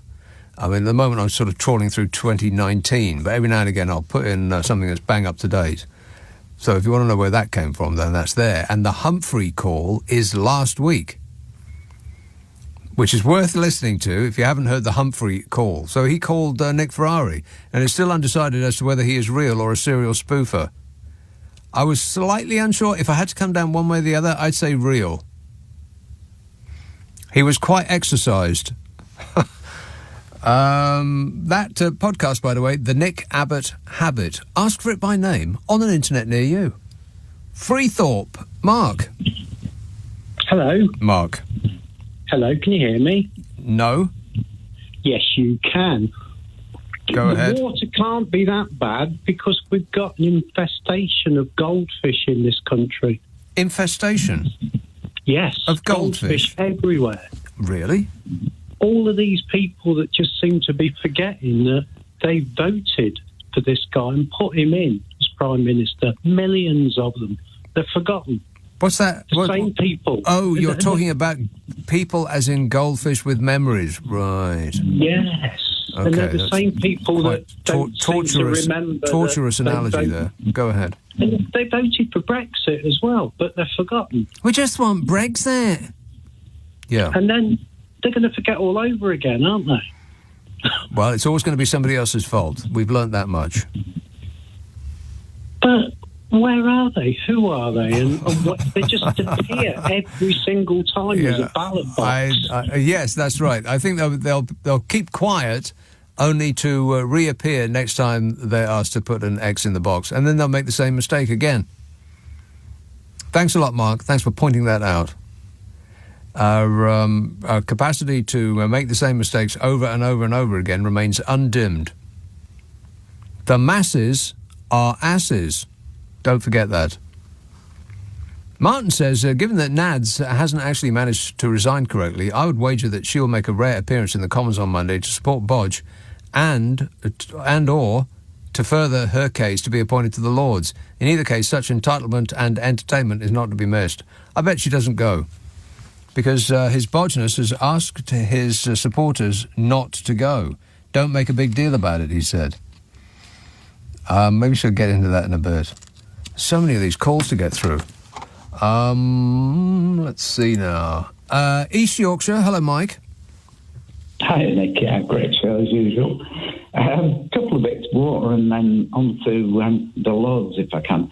The water thing is quite funny, because there was one of their executives on Radio 4 earlier on, and he was explaining that they aren't short of water because it rained heavily in March and they've got loads of water. The problem is customers are asking for too much of it. And rather than explaining that they can't process enough water, but they're blaming the customers. Of course. Which is quite bizarre. Now, it's a wonder that their shareholders aren't going mad. Because if people want to buy profitable water, how come they can't supply it? Yeah. It's not good, but just take a parallel on this. If you imagine a pub, and the landlord greets the people coming in and saying, great lads, now, glad to see you again, but tonight you can only have 3 pints because we can't pull any more pints down now. We're going to charge you for 5, but we're only going to give you 3. Yeah, now, normally people would have the 3 pints and wander down the road to another pub, but that's assuming it isn't a monopoly. So they'd have the 3 pints, then they'd drink the spirits dry, then they'd go through the wine, then they'd go on to the port and sherry, and then they'd go home. But what would happen on night 2 when all the spirits and port and sherry and wine had disappeared? Well, Boris Johnson would order somebody to go out with a suitcase and get some more. But they'd go mad. Why aren't water customers going absolutely mad, being told, you can't purchase what you want to purchase? It's absolute insanity. And not only can you not get what you've already paid for, but the price of not getting what you've already paid for is going up. It's just absolutely staggering what's happening. It is. But can I just have a word on the Lords? Because this fatal motion thing that you've mentioned before, it's a bit more complicated than you're saying, because I was at a Labour Party meeting yesterday, and it got dragged up in big detail. The simple reason they couldn't support it is the fact that it is official Labour Party policy to dismantle the Lords. So they cannot be seen to use an organisation they want to dismantle and consider inequitable to defeat a Commons motion. Yeah, I didn't think it was a Labour Party policy at all to do anything of the sort. I thought they talked about it, and like most else that Keir Starmer has said, that got ditched by the wayside. No, it hasn't. No, that is still official policy. So they can't use the Lords to defeat the Commons when they are actually... I'm sorry, but that's a pathetic excuse. It really is. That is coming up with that excuse after the fact. It's like, oh, we know that this is embarrassing. How can we paint this in a good light? That sounds to me like what that is. I don't believe it. I can't run with you on that one, but it's people who say, but the Conservatives are using the ECHR.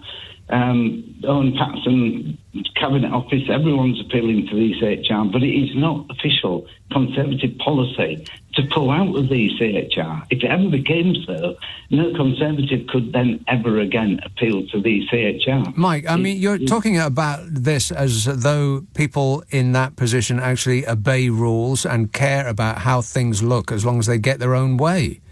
Nobody's remotely interested in any thing that you've just said that is in a position of power. They don't care about whether it's official policy or not. They just want to get their way. And the Labour Party are refusing to actually protect the country from great harm just because, if you are right, I dispute it, but if you are, that it would be procedurally embarrassing. I mean, for goodness sake, what's it going to take for them to actually step up? I think you've got to be very careful, because saying about stepping up is exactly not the same as saying about the rejoining the common market, the single market. or the customs union. They can't say that, because if they said that, you would immediately turn all the red wallers back in the other direction. No, I don't think you would, because all of the red wallers have realised the error of their decision. I mean, and those that haven't, well, you know, then that's fine. They can stew in their ignorance. But there is no doubt about it. The country has decided that the decision that we made was a huge mistake, and we'd be better off if we hadn't done it. So there is no great wall of people who are just clinging desperately onto the idea that Brexit is going to be beneficial to them. That ship sailed and sunk. I disagree with you on that. And the one thing that could bring Boris back again is if the Labour Party get into power and then start talking about rejoining the EU or the single market. Johnson would come back on what he's good at, which is firing people up. Lying. He would lie, yeah, absolutely. But he'd come back and say, this is all about democracy. You see, they're trying to overturn... Yeah, there's a vanishingly few number of people who respond to that anymore, because we have demonstrated, we have had it demonstrated to us, that all of these promises about Brexit have turned out to be false. None of them. Not one single thing has actually come true. I mean, you can only be fooled for so long. People aren't going to buy that anymore. There isn't this great army of people who are desperate to cling on to Brexit, because it's been an absolute copper-bottom disaster from start to finish. Well, it hasn't finished. There is no finish to it. It's just this long-running puncture that is deflating the country. Nobody's clinging on to it, apart from the absolutely, totally deluded people whose numbers are dwindling and, well, they're lost. You might as well just forget about them. But anyway, thanks a lot, Mike. 0345 6060 973. You can text 84850, email nick@lbc.co.uk, and if you're on Twitter, it's at LBC. Friday, Saturday, Sunday night at 10. Nick Abbot, LBC. It's 11:30. The news headlines with Daryl Jackson. A man's due in court tomorrow, charged with the murder of 3 people, including 2 teenagers in Nottingham earlier this week. Police say 31-year-old Valdo Kalokani has no fixed address. A police officer has been discharged from hospital after being stabbed while on duty in Maidstone in Kent. A 48-year-old man is in custody. And people in Kent and Sussex are to be banned from using their hose pipes and sprinklers. South East Water says it has no choice as demand for drinking water is already at record levels. LBC weather: heavy and thundery showers persisting across western areas tonight, remaining dry and clear elsewhere, and a low of 6 degrees. This is LBC. One thing we can all agree on: no one wants another energy crisis. But just talking about it won't make it go away. Here's what we're actually doing at British Gas. We're increasing the UK's gas storage so that we can help make energy prices more predictable for everyone.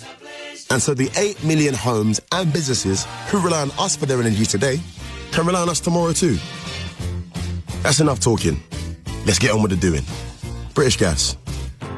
Get up and go. Millions of drivers are part of something special. They are members of the AA, the UK's #1 breakdown service. With more expert patrols across the country and unlimited call-outs, we'll always be there for you. Be with the best from $7.50 a month at theaa.com. The AA. Join today. New customers only. T's and C's apply. Verified patrol and personal member numbers at theaa.com/best.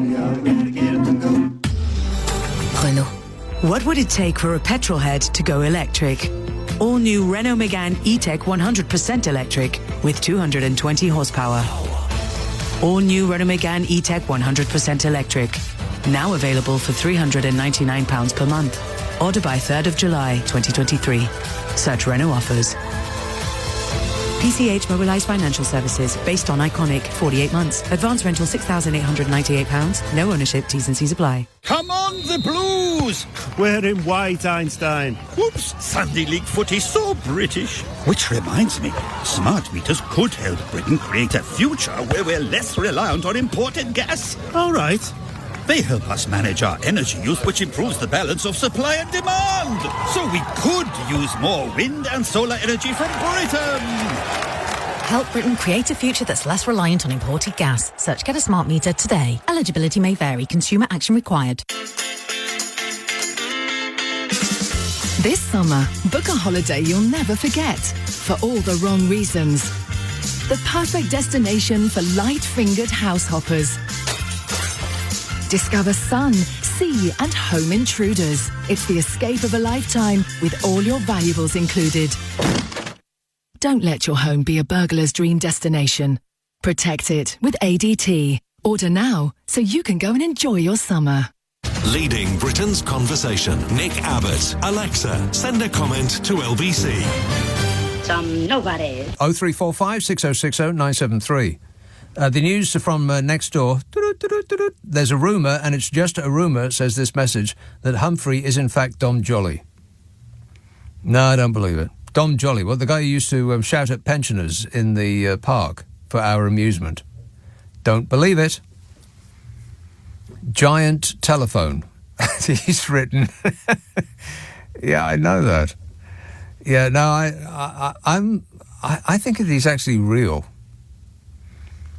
Call us up and put us out of our mystery, Humphrey. Or don't, as the case may be. Tom says, just a reminder that it's Boris' birthday in a few days' time. I think you've reminded me about that already. Mike says, the latest water bill for the last 6 months, which I am disputing, states that it's equivalent to drinking 9,595,000 cups of tea. You've drunk 9,595,000 cups of tea in the last 6 months, Mike? Clive says, no, read that. Martin says, given that, no, I've read that. Oh, my God. A little bit of spring cleaning here is required, perhaps. Rona says, I was sitting in the garden yesterday and it was like sitting in a snowstorm. The hawthorn and the lilac trees are losing their flower petals all over her. She says the elderflowers are out now and that's a sea of white too. The trouble is the elder is covered in black fly. It's really yucky, but I suspect something will eat them. Oh, something will eat them. Eventually. Glasgow, Craig, about Johnson. Go ahead. Hi there, Nick. How you doing? Good, thanks. What one of the most frustrating things I've found over this past weekend, it's been a continual theme over the entire time Boris has been in, is just the sheer amount of these absolute sycophantic idiots who are in the Boris fan club who get wheeled out on a daily basis on mainly the BBC, it has to be said, but other programmes as well, like GMB this morning and others, and they just talk utter twaddle, and I just wonder what it is that makes them so delusional. I mean, they sit and they say, they talk about this as if it was something that happened to Boris, rather than something that he brought upon himself by lying. Nobody held a gun to his head at the dispatch box. Harriet Harman wasn't standing there demanding that he lie so she could catch him out of the Privileges Committee. He'd done that himself. I think that part of it is just that they're outraged that somebody should be calling them to account for the things that they have done, because it's never really happened to any of them up to this point. I mean, you're talking about people like this. My view. That guy. Well, exactly. There was a brilliantly funny moment that happened last night on Question Time, which doesn't happen very often. They had Guito Harry on, which, of course, they did after what happened. And he obviously spent his time defending Boris. He had a technical breach and, this was shocking. And then the next question that was asked, the first thing he said in response to that was, we need more honesty in politics. Without the slightest tinge of irony about it. You're just like, really? Do these people live in the same planet? But of course, part of the problem is we have a system that allows these people to do what they want. I mean, what kind of a system allows someone like Boris to even get in power in the first place? And what kind of system allows somebody like Nadine Dorries to hold her constituents hostage by saying she's resigning but then refusing to resign until she gets WhatsApp messages because she never got in the Lords? Yes. And also, I mean, what a great job a politician is, because it turns out you don't actually have to turn up to do your job to get paid. No. You can just bugger off on holiday if you want. Yes, forever. That's right. It's insanity that we're living in. I would like to think at some point, maybe a Labour government, I don't know, can change that, but I doubt it. Yeah, I doubt it too. I can't wait for the amount of lawsuits and apologies, by the way, that the Daily Mail are going to have to deal with, because Boris will lie in that paper as he did in every other job he's had. Basically, they will express their apology on page 34 in type so small you'll need a microscope to see it. Yes, because that is his human things. But of course, they are responsible for this as well, because they hyped Boris to such a point he actually believed in his own nonsense. He believed he was untouchable. He still does, because all they do is come out and say, he'll come back. He is untouchable, Craig. He's just got a reported £1 million for dashing off 1,000 words a week. He's just moved into a £3.4 million house with a moat around it that he or someone paid cash for. He doesn't pay for anything. He's earned about 4 million quid since he used to be Prime Minister. His earnings are going to be through the roof, and he'll be feted wherever he goes because, he does his act. None of this has touched him at all. I mean, he might be a little sore that he's not on a fast track to King of the Universe anymore, but he will expect that, given his own obvious magnificence, that he will be on that fast track again soon to replace the people, the pygmies who have replaced him in the Conservative Party, who have thwarted his ambition. Oh, he'll get them back. Don't you worry about that. He's going to go full Trump. Thanks a lot, Craig. 0345 6060 973. So he wrote a column and they previewed it in the Mail Online. It'll be in the paper tomorrow. So there is a sneak peek online of what will wrap Chips tomorrow evening.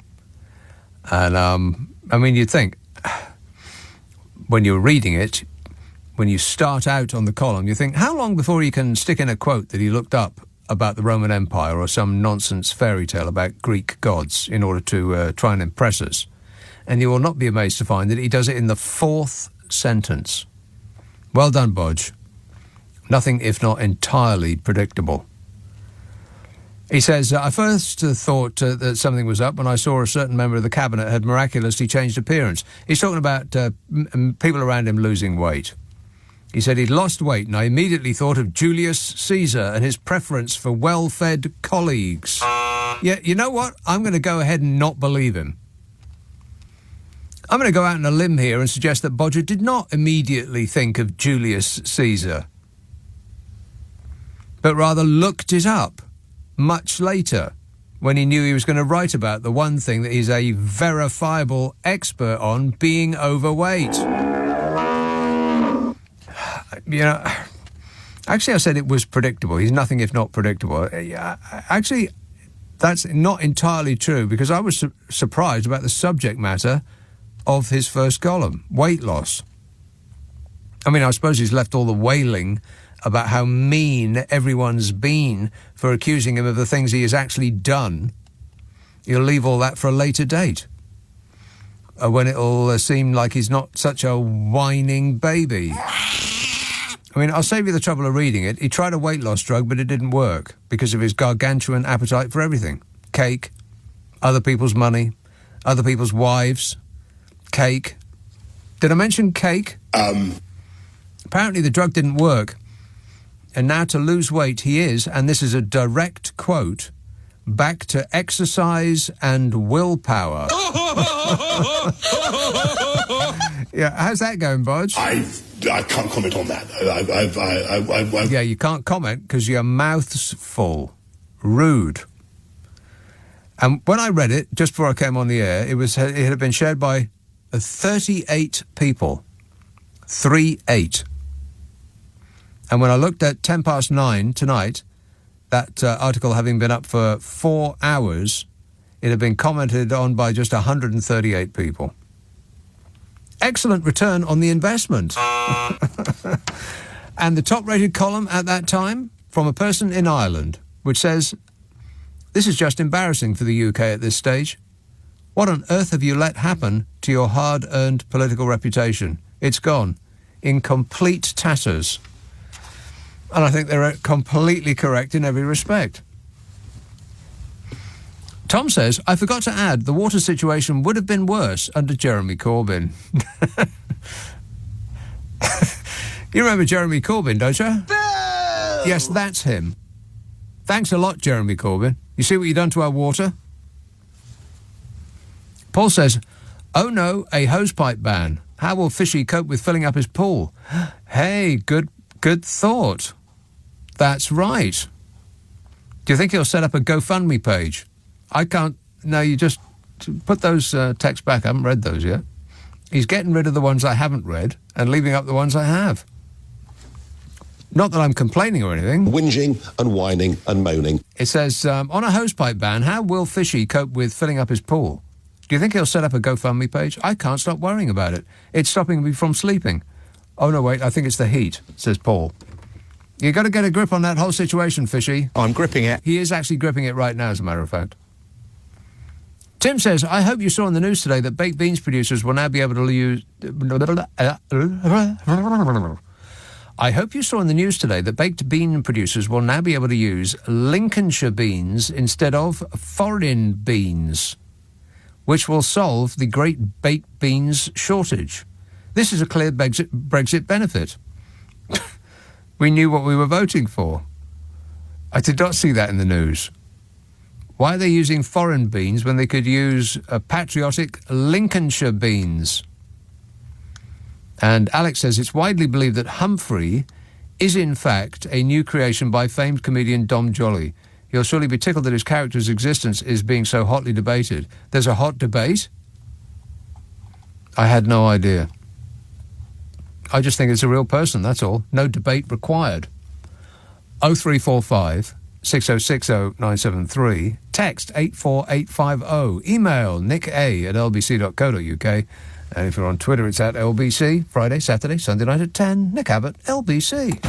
Have your say, only on LBC. All taxation is theft, and more taxation is more theft. I used to be a Conservative voter. I voted Conservative all my life. I cannot wait to vote Labour at the next election. I'm not seeking political oblivion. I would like him to stand up and go, yes, I have got this wrong. My husband is never going to get better. With everything going up, I can't pay my mortgage. I'm going to lose my flat.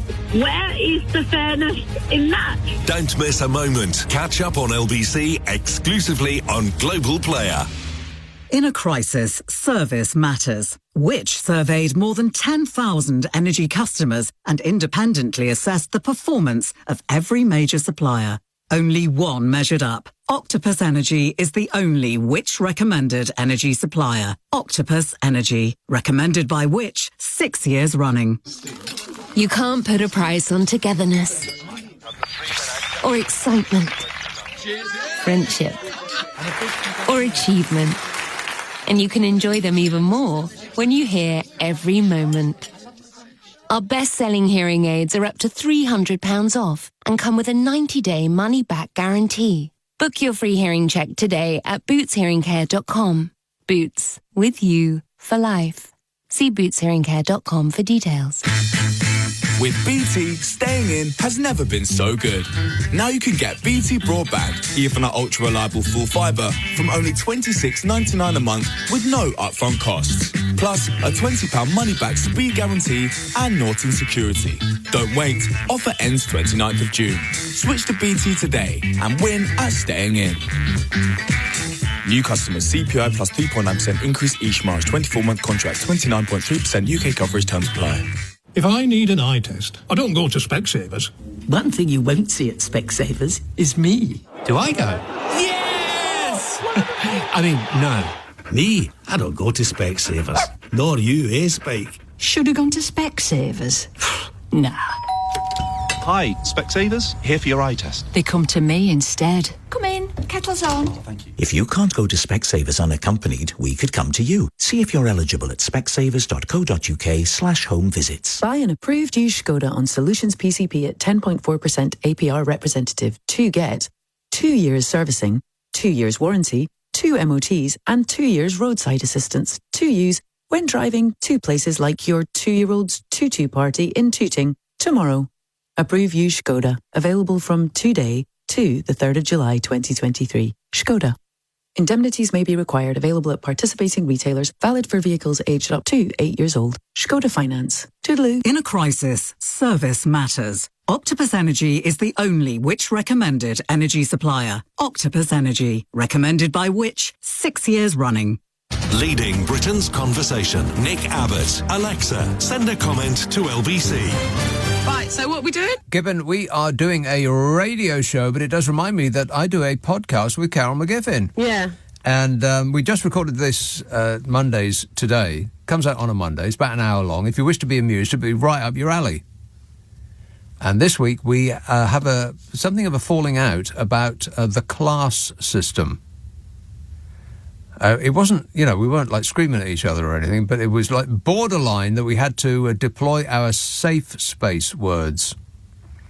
Because we don't agree on anything. Because I am right about everything and she's wrong about everything. That is correct, isn't it, Carol? No. And we have safe space words that we yell out, and then we have to immediately stop speaking about the thing that is triggering us and talk about a prearranged topic. Or one that listeners have sent in. And if we got close, the podcast comes out on a Mondays, and I think you will love it. It's called What's Your Problem with Nick and Carol? Now, it's a problem-solving podcast. If you want us to solve your problem, then you're going to have to tell us what it is. We're not mind readers.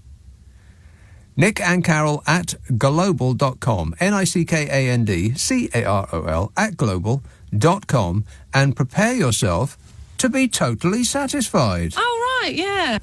0345 6060 973. Annabelle text, flying the House of Lords to Rwanda, hilarious. And how dare you speak about Christmas? Yeah, it's a little bit too soon to be talking about Jesus' birthday. Little bit too soon. Leave it till July. Walthamstow, hello, Bernard. An ecstasy of fumbling. Yes, Bernard. Hi, Nick, mate. I've got a name for the past and present cabinet, mate. Okay. Right. Boris the Joker. Swell Braverman, the National Front groupie. Richie Sunak, Norman Wisdom in a suit. Dominic Robb, Lurch from the Addams family. Jacob Rees-Mogg, Little Lord Fauntleroy. Nadine Dorris, the wannabe dame without a brain. Liz Truss, the Margaret Thatcher Tribute Act. A listener with material. Oh, no. Norman Wisdom always used to wear a suit, by the way. But thanks a lot, Bernard. Excellent work. Steve texts, I have just seen a historic video of Rishi at the dispatch box saying that he did not attend any parties. Later, he was fined £50 by the Met Police for attending a party. That's right. Yeah, he bounced up from a seated position, and in answer to the question, did you attend any parties, he said, No. No. No, Mr. Speaker, he said. Yeah, exactly. Liar! Simon says, Labour have a vast lead, but they're so afraid of putting a foot wrong. It's like Harry Kane being afraid to take a penalty in case he missed. No risk usually means no reward. I think that is sadly true. It's either that they're afraid of putting a foot wrong, or this is actually how they want to govern the country, in a conservative manner. Which is kind of depressing, really. That's the choice we've got. What have we done to deserve this, eh? Soundbatch. Hello, John. Hiya. John. I agree with what you've just said. I think the Labour Party is scared of their own shadow. Yeah. They don't want to upset anybody, left, right, or indifferent. They see the prize ahead of them, and they're just so riven with fear that it's going to get snatched away, or they're going to trip over their own shoelaces and fail at the last. I think it's that is the fear that is gripping them. Yeah, and they're adopting the conservative policies. Yeah. Incredible. It is amazing. Do you want to show some, intestinal fortitude and correct plough your own furrow, so to speak? Intestinal fortitude. Yeah. Remember a few weeks ago you were on about when Johnson was getting investigated, and you said we're all going to pay for this, for his legal. Yeah. Yeah. His legal representation. Yes. Yeah. And no other MPs said anything from what I can remember. Everything was quiet. And then when the inquiry result came out, and he was getting the kick up the backside, all of a sudden he started saying, "Oh, by the way, we're paying for his legal fees." Mm-hmm. And we will do forever, apparently. He gets legal fees forever in the case of, in case he gets sued. Apparently. It could be quite often for him. Yeah, it's possible. I mean, you see him on telly wobbling around the road with his dog. And the dog says, you can look at the dog and you think, the dog's thinking, what the hell am I doing with this fat person? Exactly. The dog's thinking, I could do this on my own. All right, thanks, John. 0345 6060 973. Haj texts, like Russia, I wish Bojo would just go away and shut up. Channeling Gavin Williamson there. Simon says, what's happened to good old wheezing coffin? Not heard from her in a while. No, she's trying to take a breath. She hasn't gone anywhere, but, Sarah says 1.2 billion litres of water is about 840 swimming-sized, Olympic swimming-sized pools. Olympic-sized swimming pools. Olympic-sized swimming pools would be a better way of putting it. Have you heard? 1.2 billion litres of water is about 840 Olympic-sized swimming pools, or 105 square kilometres every day. Square kilometres? Don't you mean cubed? Not square, surely. I mean, it would be many squares, but they would have to make a cube. Otherwise, it don't make no sense. But anyway, it's a lot of water that they're just throwing away. Because, it costs a lot to fix those leaks, and those shareholders don't get paid on their own, Very, very important people. Oxford. Hello, Leslie. Hello. Excuse me a second. Sorry. Are you all right? Yeah, I just choked a bit. Sorry. Right. Sorry, but something just went down the wrong way. Right. Mm-hmm. Ooh, sorry about that. You keep saying sorry. Right. How sorry are you? On a scale of 1 to 10. Yeah, I was just going to talk about the I'll put you down as a 5. Go ahead. Yeah, I was just going to talk about the water companies. Yeah. Okay. So I had my bill. I've been direct debiting, and I was sent a bill, and it's hyped by quite a lot. Contacted the water company. Yeah. And transpired that the water company in question hadn't done a water meeting for over 3 years. Right. How incompetent is that? Very. Yeah. I got that one right. Does it surprise you? No. It surprises me that they haven't billed you for 3 years. No, they billed us. We've been direct debiting, but they haven't done the... Right, so they were just making it up, essentially. Making it up. Right, just guessing. I got it. Guesstimate. That's the word. And then when they finally did take the trouble to read your meter, they found that you had been taking up a lot of extra water. What have you been doing with it? I'm sure. I'm sure. Well, we'll find out. They're going to take a meter reading. Oh, they'll do investigations on you. Don't you worry about that. Well, one step at a time. If what happens there with the readings, see how accurate they are. I mean, you're not taking baths and showers, are you, Leslie? Not every day. Oh, what? Occasionally. Not every day? It's 80 degrees outside during the day. You surely are taking a shower. Please tell us that you're taking a shower every day. Yeah. Yeah. Okay. I'm not entirely convinced. I don't know about you. Not entirely convinced. But you go on with your bad self there, Leslie, and don't take any nonsense. Promise me you won't do that. Vic says, Bodger was right about 250 kilograms being... no, not kilograms. 250k, as in thousands. 250,000 being chicken feed due to inflation. It won't be far off. I wonder what Anne Widdecombe or Melania makes about inflation. He just wants me to play those clips. Or do my Anne Widdecombe. And I'm not going to do it, Vic. Hurts my throat. Can't keep that up. I don't know how she does it. Gillian says, please don't give hosepipe ban in Surrey, 2 exclamation marks. Can't lift heavy watering cans to water my 15 beds on my allotment. I'm. That's how it ends. I mean, there is 3 letters which are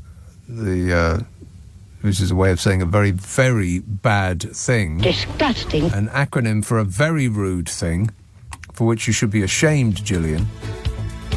But it says it ends I'm, which I don't believe is a complete sentence. Although my glamorous assistant has completed it for you with the word sad. I'm sad. Cheer up, Gillian. It might never oh no, that's right.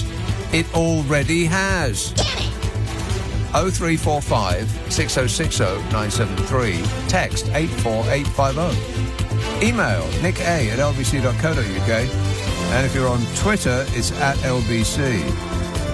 Boris Johnson's thing, his column was about overeating and about getting fat, but it disputes another column written by a certain Boris Johnson some time ago. On your radio, on Global Player, and Play LBC. leading Britain's conversation. This is LBC. From Global's newsroom at midnight, a man has been charged with 3 counts of murder following the attacks in Nottingham on Tuesday.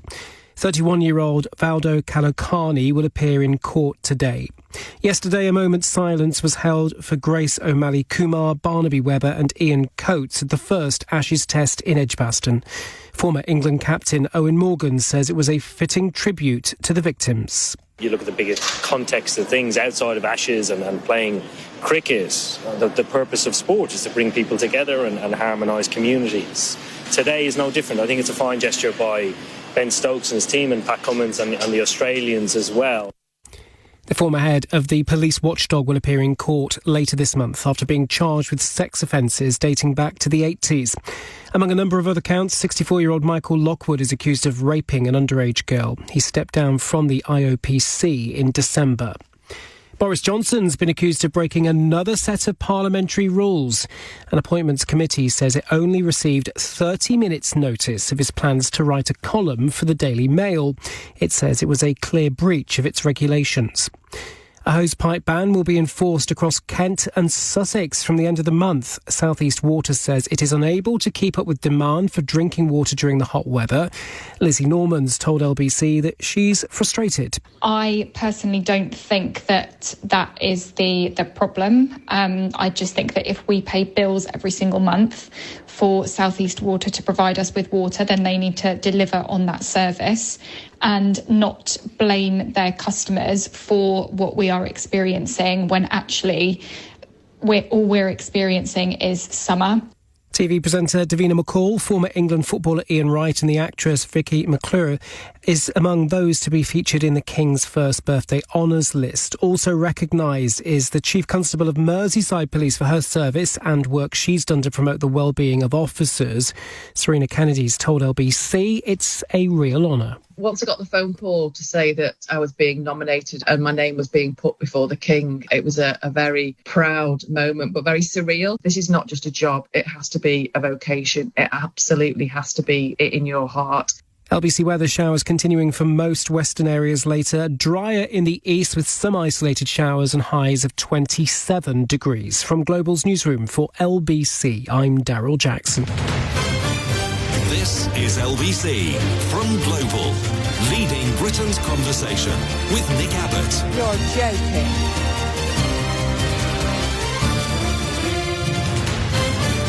So they opened their big mouths and out came talk.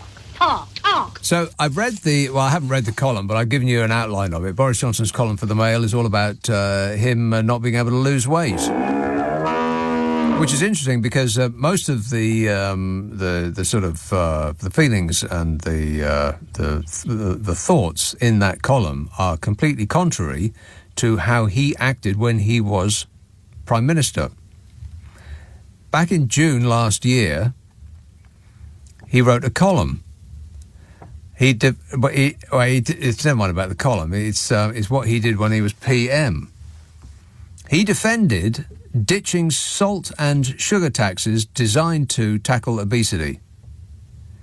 He said, now's not the time to start whacking new taxes on unhealthy food to tackle obesity. He claimed that the solution was to eat less. He was defending a new food strategy which ignored the recommendations made in a major review. It seems to be the way with the government. They order major reviews and then they ignore everything that review finds. I mean, they've done one into marijuana. Want to score some pot? I can't remember how many times they've done that. And they've always ignored what they say. What's the point? Just wasting money. They might as well set fire to our cash. The proposals, which were published in June last year, had a key focus on boosting food security with the aims of including higher UK production of food and addressing labour shortages in the sector. How's that gone, by the way? Oh, fabulous. The food's still rotten in the fields because they ain't got no one to pick it.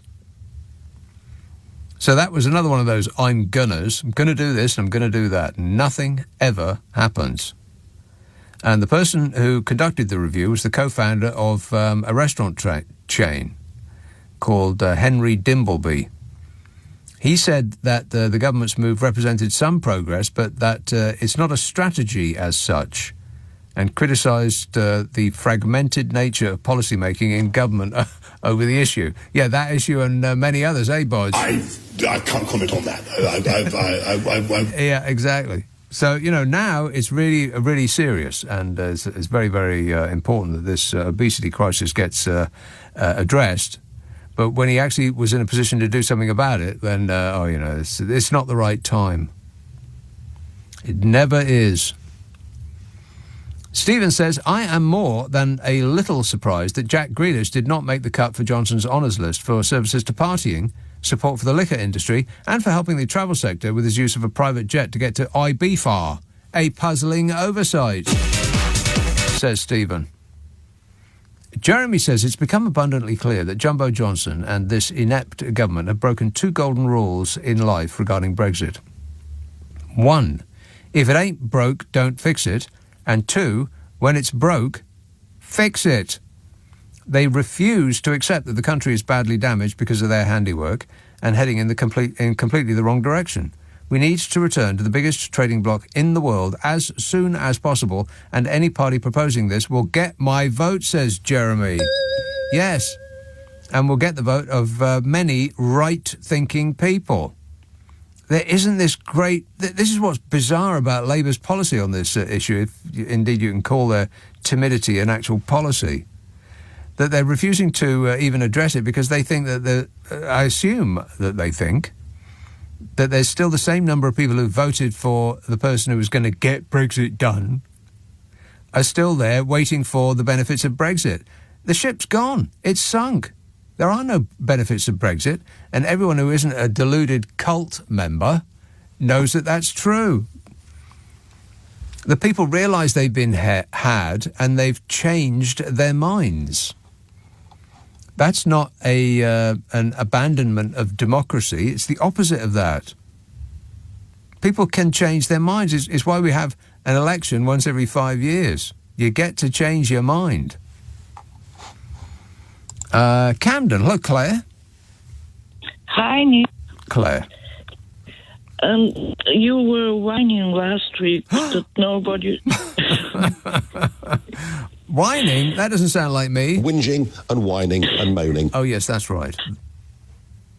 That you were whining that nobody has yet found the benefit, the use of Brexit, and just now again. And I want to reassure you that I did. Oh. I found it. Right. Finally. It's not new, but it's the fabulous horse clip. The fabulous horse clip? Yeah. Yeah. And you are instrumental in this benefit because you have been propagating it. Yes, I have been propagating it, which is not as disgusting as it sounds. And I would like to nominate you for a Nobel Prize for services to the health of humankind, because this horse clip is like laughter yoga. It's like what? What flavour yoga? Laughter yoga. Yogas? Laughter yoga. What flavour yogas? You know, laughter yoga. Laughter yogurt. You like yogurt so much it makes you laugh. I understand. Not laughter yogurt, laughter yoga. Oh, you're saying yoga. Laughter yoga. Right. So what you're doing here is you're making a request. For Nobel Prize for you. No, that's a side issue. What you're doing is you're making a request that I play that clip. Aren't you? Yes. Yeah. Guilty. But also, I would like to make a plea. Okay. Please say that you are not going to, you're never going to refer to or address the ghostly coat hanger as sir. I promise I will never do that other than sarcastically. How does that sound? Okay. Right. Okay, it's a deal. And unfortunately, Claire, I don't have that clip that you mentioned to hand. I'm immensely grateful to you for everything you've done in British politics over the last few years. I used to be an ardent Remainer. I voted Remain. I believed in the European project. Mm-hmm. I believed that staying in the European Union was the best thing for us. And then something happened, and something monumental happened, and it completely changed my opinion on the whole situation. What was that monumental thing, Mark? I was kicked in the head by a horse. Right, very good. Okay, fine. Thank you. No, thank you. I mean, the timing on that is absolutely perfect, isn't it? I mean, it's as though they're a double act, but we know that's not true. Yeah. All right, good work. And another thing. Should the artist of the clip come out, he should also get the Nobel Prize. Right. Okay. Well, I'll split it. We'll cut it down the middle, and or we could just we could keep it like I could keep it for a week, and then I'll let him have it for a week, something like that. We'll work it out. Don't worry about that. Thanks a lot, Claire. 0345 6060 973. Now, does anybody want to hear the Donald Trump getting things in the right order? Don't tempt me. Jeremy says it's become abundant. No, I've read that one. Oh my God, way ahead of schedule. How many? No, only 5 pages to go. Okay. I might actually finish all of them in the one show, which would be a first. Jasper says flakes are now made in Egypt. Flakes? What, as in ice cream, 99s? Flakes? England can't even manufacture a flake, he says. The Egyptian flakes crumbled too easily and were not fit for purpose, he says. Not surprised after travelling halfway around the world. they didn't comply to British standard. The ice cream van drivers are now getting their flakes from Germany. The crumbliest, tastiest milk chocolate, taking back control. I was sitting outside an ice cream van just the other day in Hyde Park, and it did occur to me, as I saw people go up and get their 99s, that they looked a bit smaller than I remember them. Flakes. I mean, I guess that's what they call shrinkflation. But it didn't look like no flake from my childhood, which were huge, great slabs of crumbly lovely. But it looked kind of like a toothpick by comparison. A little bit too thin for my liking. Not that I actually bought one. I was just looking at other people and commenting. Pat says, the Cornish voted heavily for Brexit. Now most people can't retire to Europe and have difficulty holidaying there, so they will flood down to Cornwall instead. They didn't think that one through. They didn't think any of it through. I mean, what's just amazing is that they believe that tower of lies that were told to them, obviously completely false, and yet they believed them anyway. Kath says, the water sewage discharge stories reminded me of something. Do you remember the Olympics a few years ago when the swimming pool turned green with algae and they made swimmers just keep using it? It was gross. No, I don't remember that.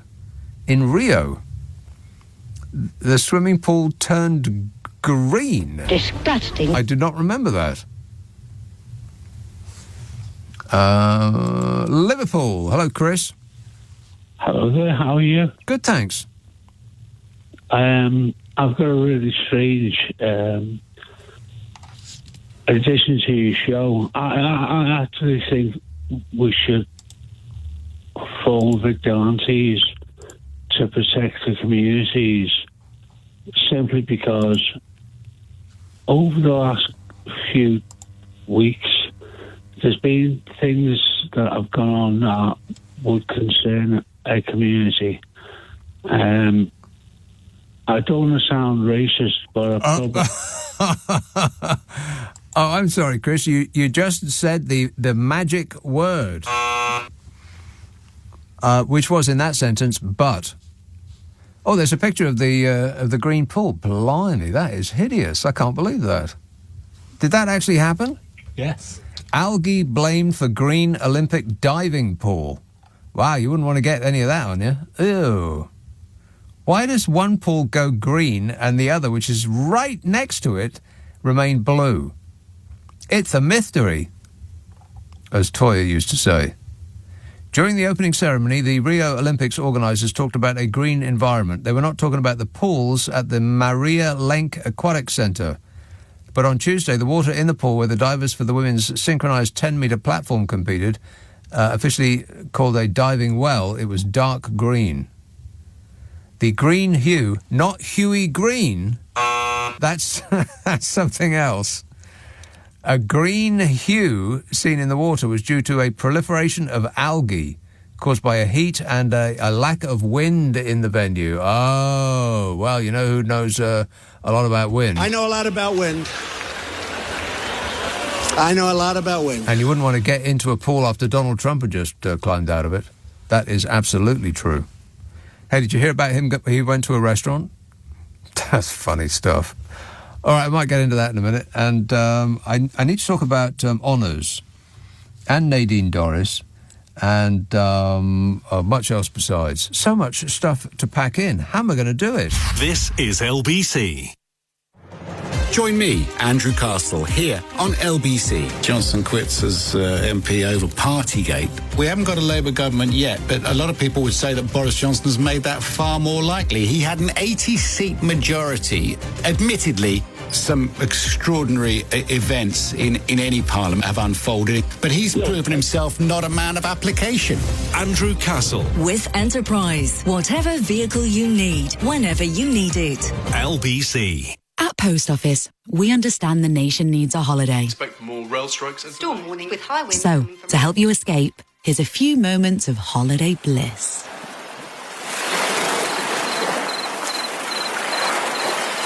Oh, lovely. Need a holiday? We can help with that. From travel insurance and foreign currency to passports and travel money cards. Search Post Office Travel or visit your local branch. Travel money card issued by First Rate Exchange Services Limited pursuant to licence by MasterCard International. You make the moments that matter. We just send the flowers. Order before 9 p.m. for next weekday delivery at zingflowers.com. See website for details. At Lidl, we're always little on price. And now we're proud to officially be the Super Grocer 33 cheapest basket. Beating all of the supermarkets, even with this special loyalty cards. Join 17.5 million other savvy shoppers at Lidl and start saving today. Now that's big on quality and always little on price. Lidl.co.uk/cheapest basket. 17.5 million based on Kantar 52-week data to the 14th of 5th, 23. This is LBC with Nick Abbott. Call 0345 60 60 973. Tweet at LBC. Text 84850. Hi, honey. How are you? I'm super. Thanks for asking. Billy says, how far does Mr. Blobby actually jog? He is of a certain size. It's blistering hot and there's not one drop of sweat on him. Perhaps he's got the same condition as our Andrew, just saying. He doesn't jog anywhere. I've actually seen a video of him arrive at a building in a chauffeured limousine. He gets out of the car and jogs across the pavement in order to get his photograph taken in his hideous running gear and give the thumbs up to the camera. I mean, he must have jogged about 6 feet. He can't even tell the truth about running. Good grief. Hey, by the way, nice to see Meghan Markle back at the top of the press story tree. I mean, she took a brief holiday from the front pages and the news sites while Philip Schofield and Mr. Blobby took over. Yeah. Where but now she's back from outer space, or California as it's known. And this is an actual headline in the Mail. They really did run this story about how dreadfully badly Meghan out of Hazza and Sparkles is doing. And it reads as follows. Prepare yourself. Tissues at the ready, because this is going to make you cry. Quotes. Meghan only has Netflix left. £81 million deal with streaming service is last surviving major deal in her media empire after Spotify dropped plans for a second series of her podcast. That's right. Pity the wicked witch of the West. Be witness to her demise. That dreadful harpy who stole our Harry will have to struggle by on just $103.6 million while living in a £14 million house in sunny California, when she could actually be asking her father-in-law for handouts and smiling at people with green teeth and waving Union Jack flags in little old England, where, when it's nice out, a government issues an emergency health alert. That'll teach her.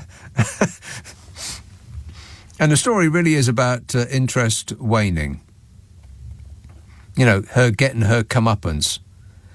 But the weird thing is that the interest doesn't seem to be waning at the offices of the paper that's telling us that no one is interested in her anymore. You know, full details on pages 1, 2, 3, 4, 5, 6, 7 and 8.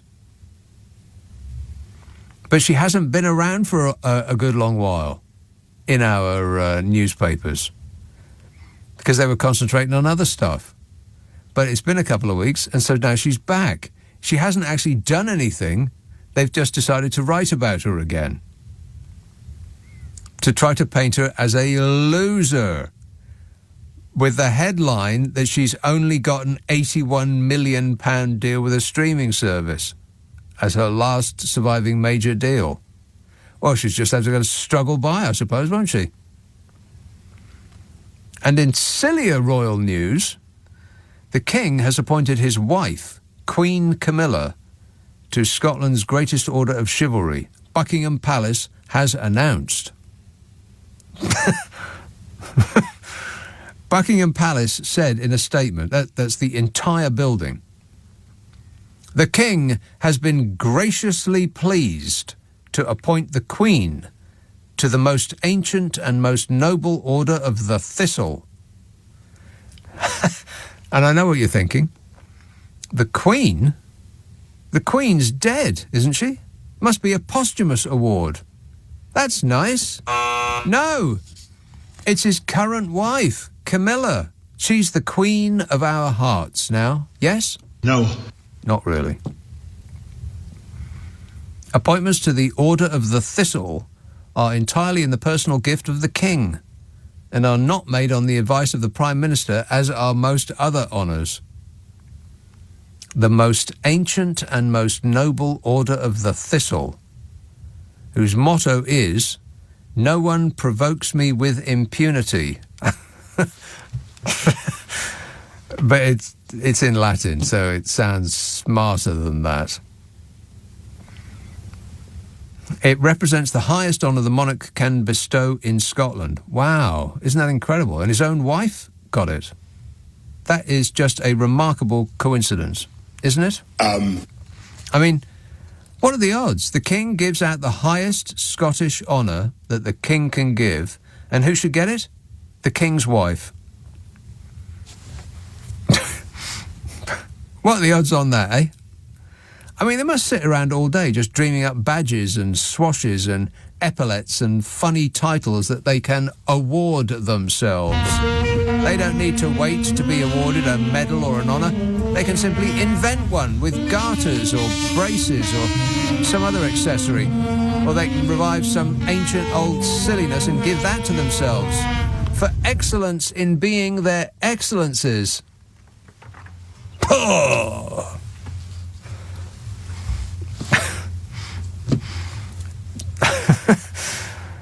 What a way to run a country, eh? Dreadful. Dominic emails, "You will have no material when your lefty mates get in, if they do." What lefty mates are they? You can't possibly be talking about Keir Starmer's party. He says, "Why do you always berate the Conservatives?" Dominic, they've been in power for 13 years. That's why. Everything that is wrong with this country is their fault. Verifiably so. Here's another one of these people that refuses to accept responsibility for anything that they do. Why has Boris Johnson been heaved out of Parliament? Oh, it's because of the blob. It's because a lefty activist cabal of secret forces has been undermining him. No, it's because he lied his face off and then lied about lying.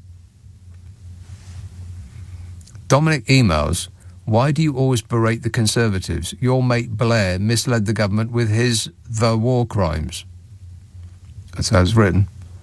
I know, I've talked about that already, and I mentioned it in passing and said that it was not, I can't remember exactly what I said, but guilty in every way, shape and form. Correct.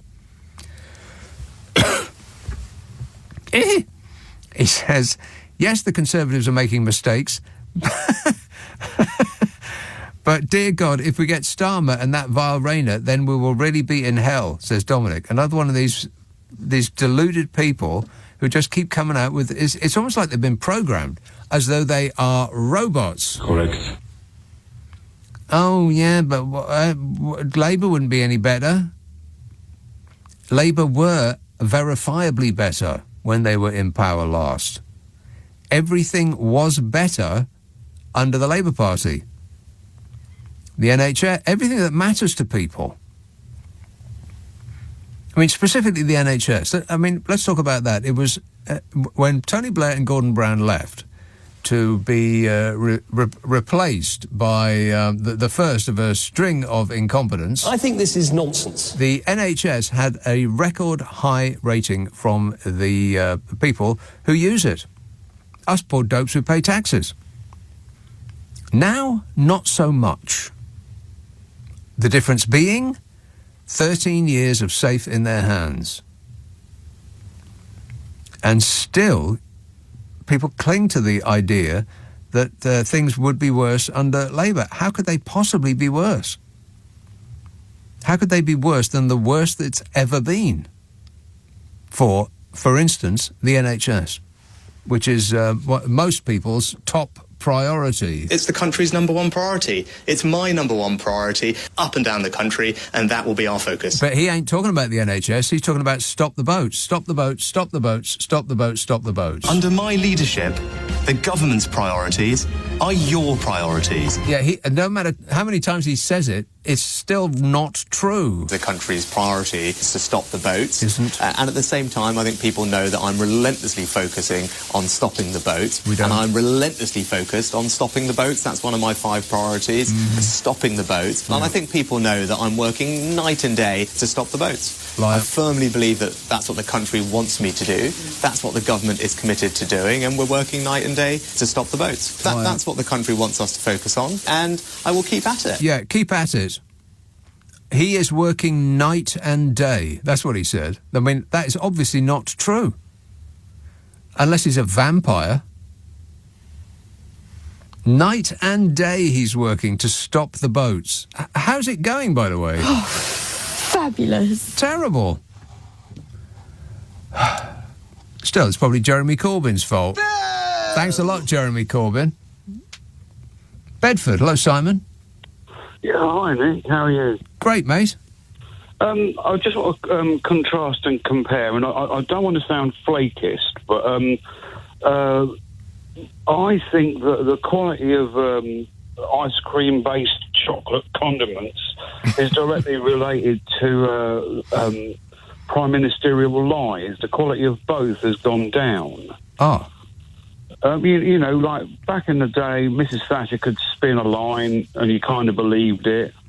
Blair was pretty good at doing that. John Major was pretty good at doing that. Yet now, you know, like that little clip you just played with Richie, you know he's not even telling the truth. He doesn't even want to. No. Which is bizarre. And I just mentioned...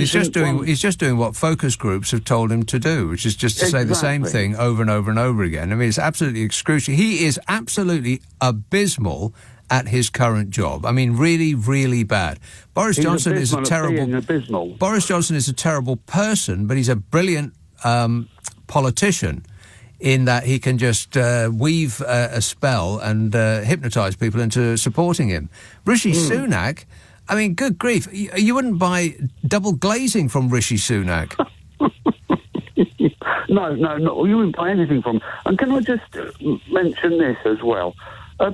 You know this honours list fiasco that's sort of still bubbling under? Yes. Mrs. Thatcher, she wanted to be a hereditary peer, that she said she could pass that honour down to her children, and in the end she had to take the life peer option instead. And she tried to get Dennis in the House of Lords as well. Oh, yeah. But she didn't go stomping off to work for some two-bit TV company, did she? Well, none was available at the time, but I don't think she would have done it even if it could. Still on the air. She wouldn't have done it even if she could. Yeah, I know things have changed and not for the better. All right, thanks a lot, Simon. 0345 6060 973. I mean, to be clear, I think that the country has changed for the better since the 1970s. I mean, if you can remember back that far, then you will recall that things were pretty grim back then. I mean, it's almost as though we hadn't rebuilt ourselves since the Second World War in the 1970s. Stuff didn't work. Everything was in black and white. But politicians seemed better. Now it's the other way around. The country is better, by and large, or at least the bits that I see are. I mean, London has improved immeasurably. I mean, there's this great blot on the horizon out west where Boris Johnson allowed the companies to build any old rubbish and have bespoiled London's horizon forever. But apart from that, I think things are great. Our politicians, on the other hand, well, they're just awful. Absolutely. Absolutely. 0345 6060 973, just past 12:30. The news headlines on LBC with Daryl Jackson. A 31-year-old man has been charged with murdering 3 people in Nottingham on Tuesday. Valdo Kalakani will appear before magistrates this morning. The former head of the police watchdog has been charged with raping a girl under 16 and with indecent assault. 64-year-old Michael Lockwood ran the IOPC until last December. And Boris Johnson's been accused of breaking more rules for ministers, which includes ex-prime ministers. The former PM started writing a column for the Daily Mail, but the appointments watchdog says it had only 30 minutes' notice. It says that's a clear breach of its regulations. LBC weather: showers continuing for most western areas later, drier in the east with isolated showers and highs of 27 degrees. This is LBC.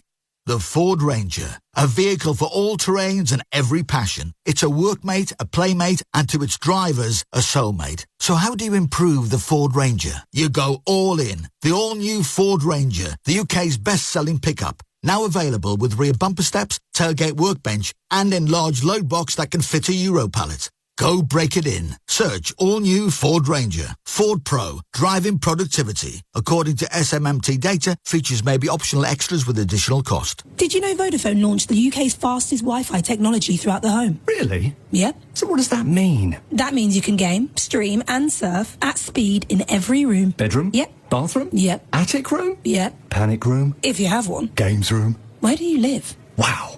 That's a lot of rooms. Yeah. Switch to Vodafone Pro 2 broadband, the UK's fastest Wi-Fi technology throughout the home. UK broadband providers offering comparable plans based on UK average 2-floor home. Check availability in your area. Verify at vodafone.co.uk/broadband. This is a low-flying cricket ball warning. Beware. England batting in the men's and women's Ashes series. For your own safety, stay indoors. And watch every match of the Ashes live on Sky Sports Cricket. Upgrade today for only £15 extra a month. Cancel anytime. Australia, you have been warned.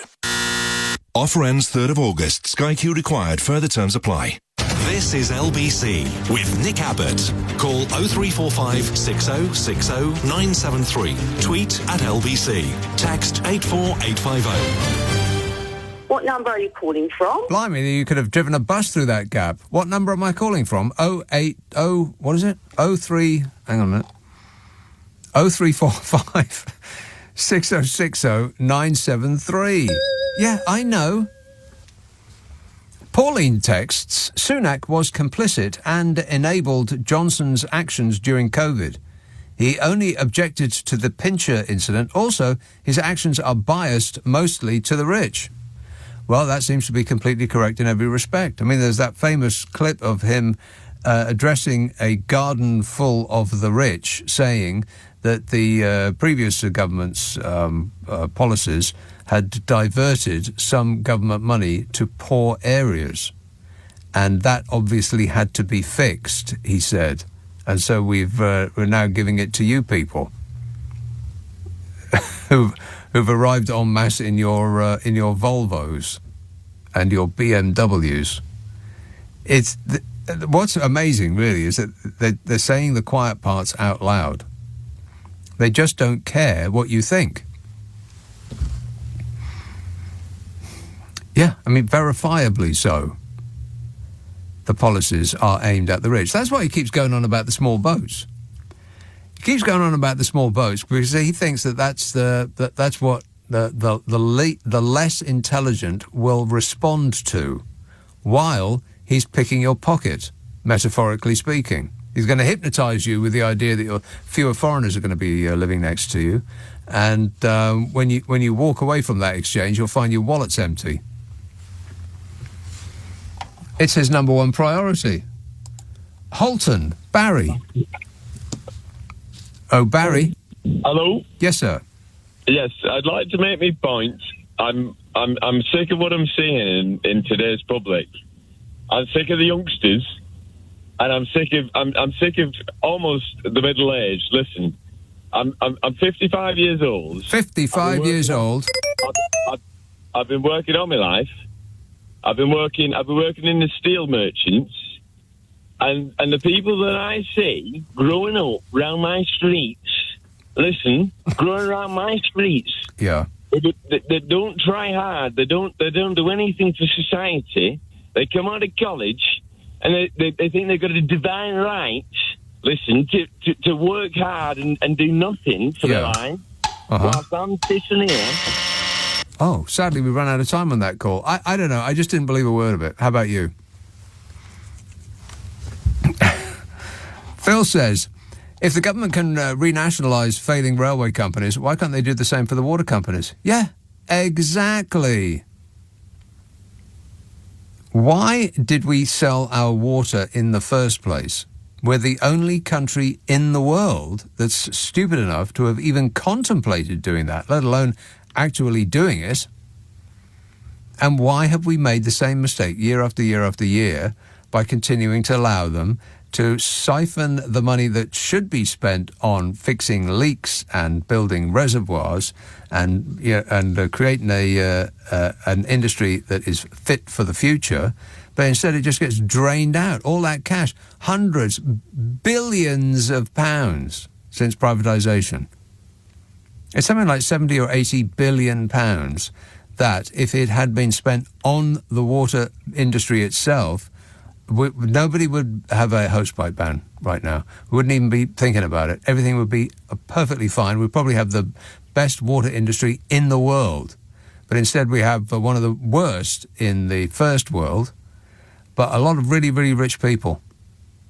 No, not a lot. A very, very small number of really, really rich people. You know, you might not get the water that you've paid for.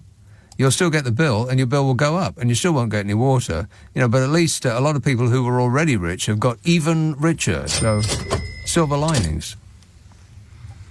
0345 6060 973. Belfast, Brendan. Hello. Brendan. Thanks for taking my call.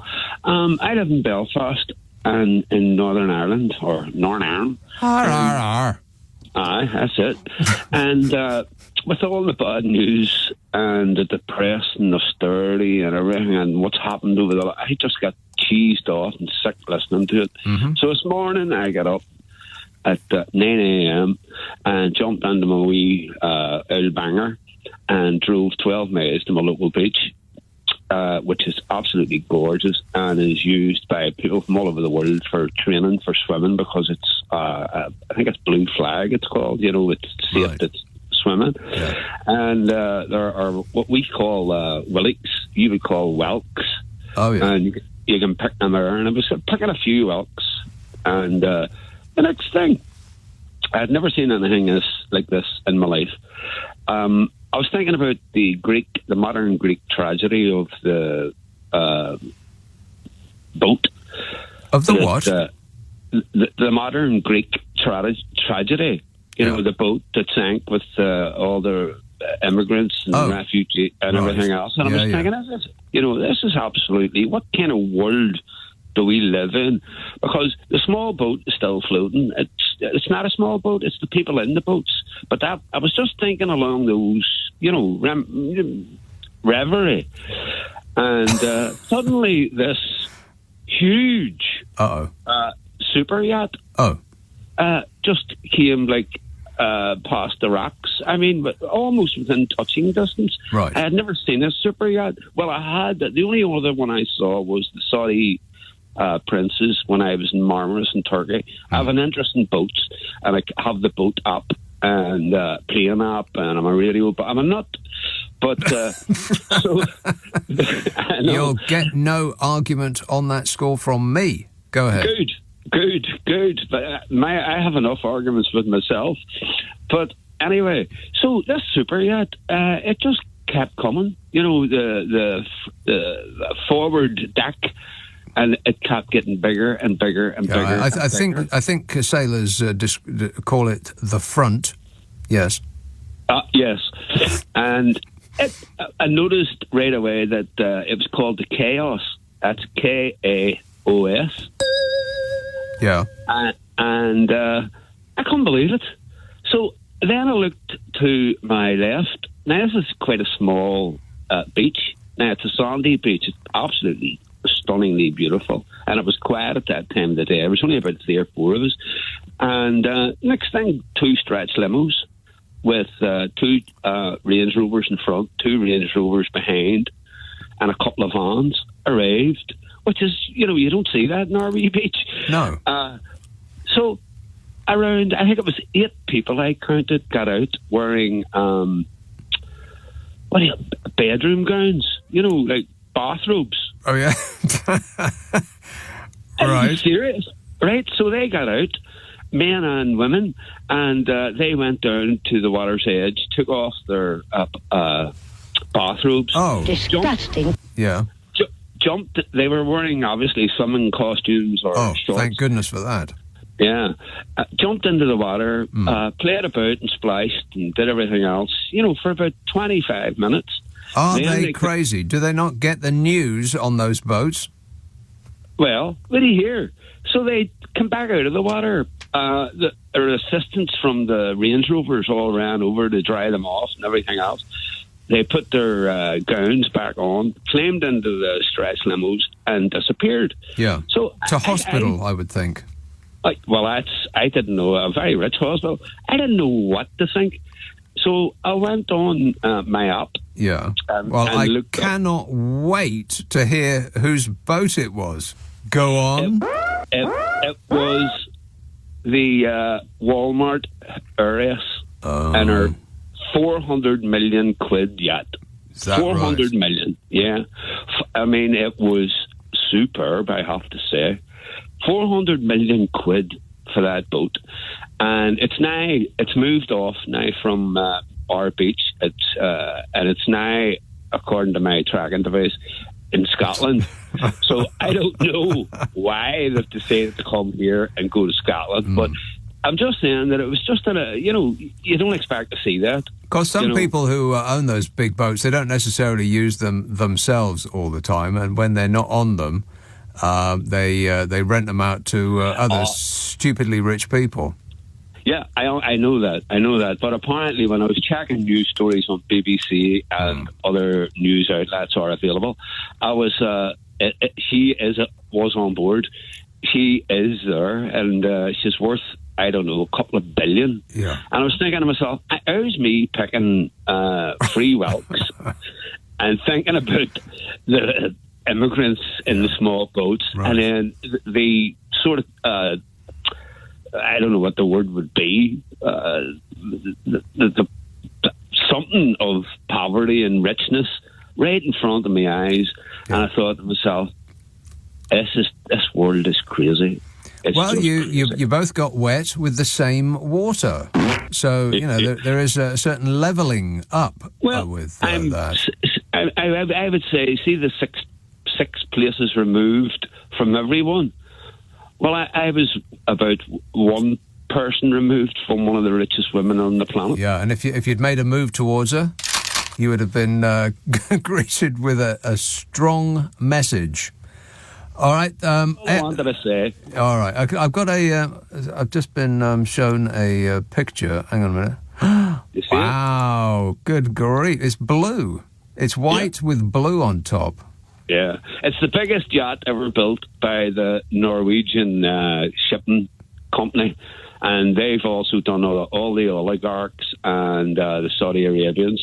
But her boat, yacht, is although apparently when you get super rich, you can then refer to your huge super yacht as simply a little boat. Because you're so rich that you don't care. £240 million super yacht Chaos belonging to Walmart heiress Nancy Walton Laurie. That's it. Huh. That's it. So anyway, but I've never seen anything like it, except the time I was in Turkey in Marmaris when the Saudi prince came in on his, and there was about 400 of us gathered to take photos of it. It was absolutely amazing. We're helicopter, pod and speedboats. But hers had all that too. You could see the helicopter on the back of hers. Oh yeah. Well, don't be too envious because those things cost about £100,000 a month just to run. Mind you, she is worth £6.7 billion. So what does she care? All right. Thanks a lot for the good news, Brendan. A spy report. 0345 6060 973 LBC. Coming up at 1 on LBC, Clive Bull. As Labour looks at scrapping big spending policies, who would you trust most on handling the economy? Rishi Sunak or Keir Starmer? Clive Bull on LBC. For the welcome back on borders and the new curious river explorers. For the recliners and the fine diners. For the self-explorers and the tell-us-morers. For all this and more, take a luxury European river cruise with Riviera Travel. Forever curious. Here's to enjoying a free enhanced drinks package this summer on our luxury European river cruises. Book today at rivieratravel.co.uk. Conditions apply. At Post Office, we understand the nation needs a holiday. Expect more rail strikes and storm warning with high winds. So, to help you escape, here's a few moments of holiday bliss.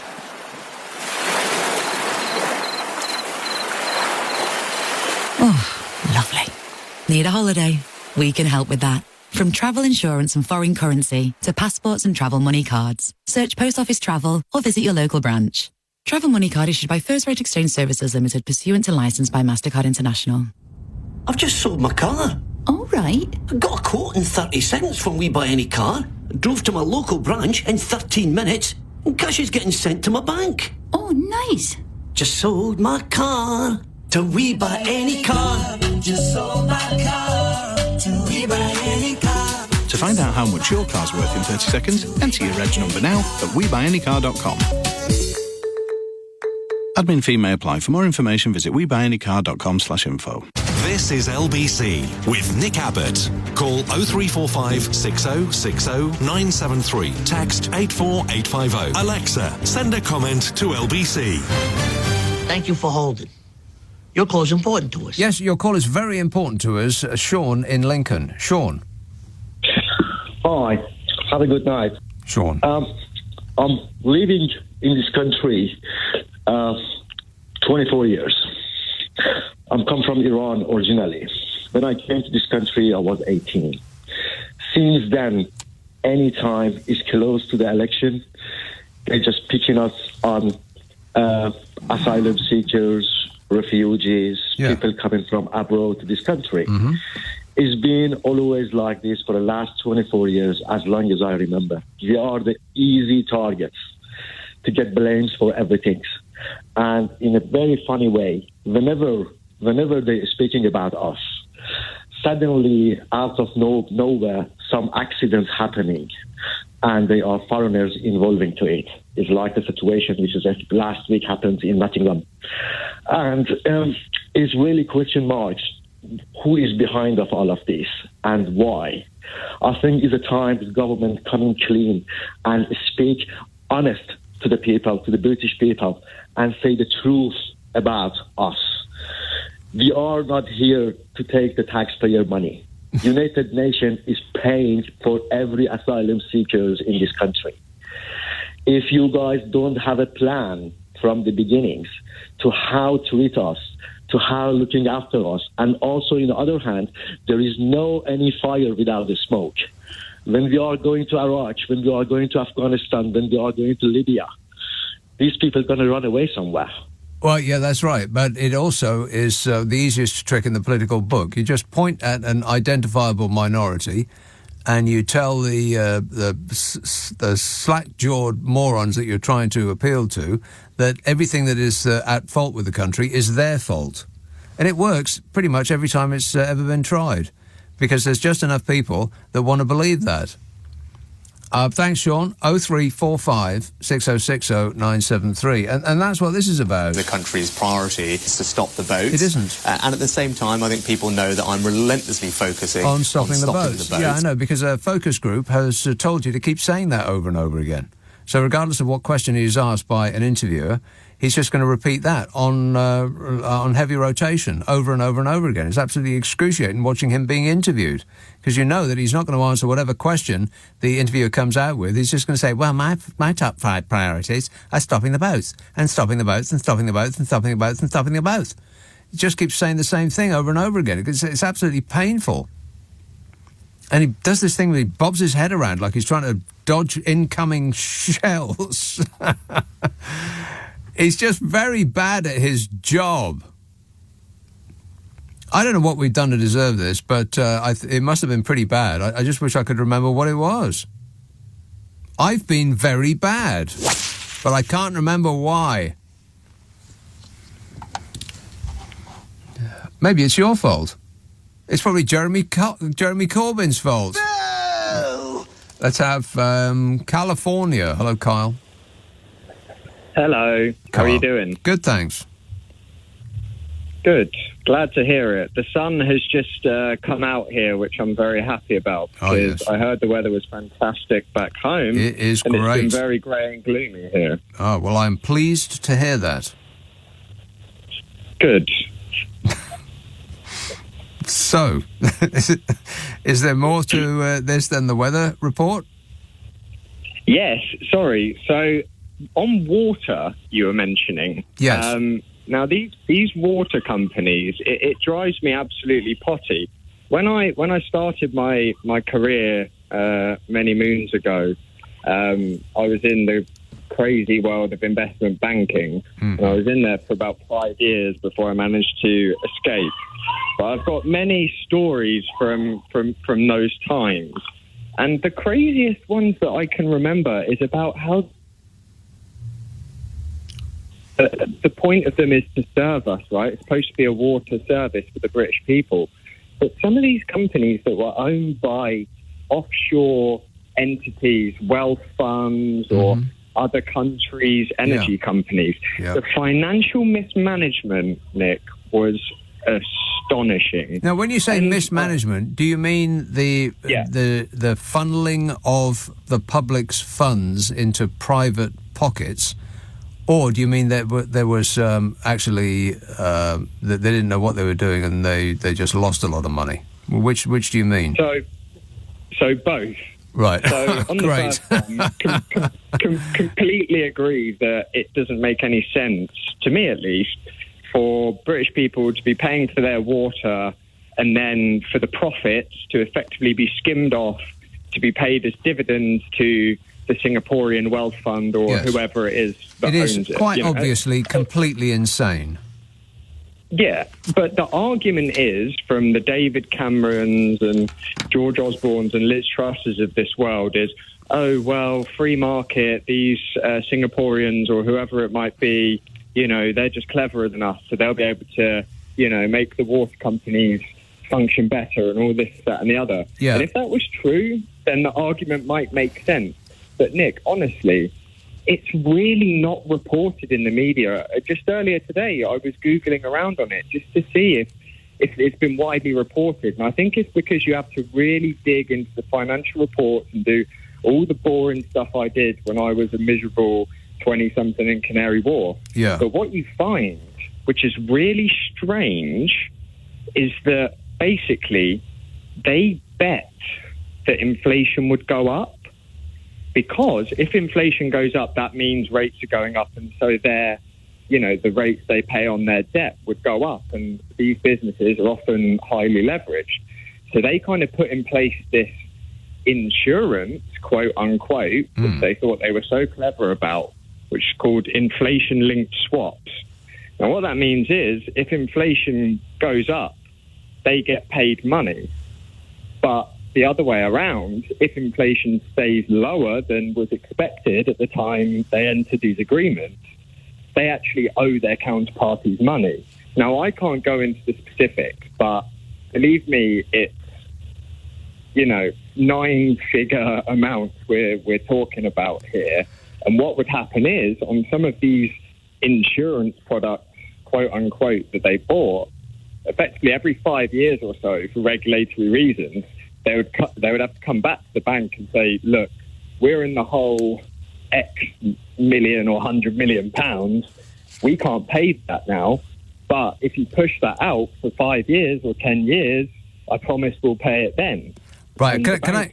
Okay, I'm just going to stop you there because my mind is sort of clouding over, and I know a lot of people's minds are probably doing that similarly. Because when you start talking numbers and all these complicated banking shenanigans, I have no idea what you're talking about. It's much more. Let me put it more simply.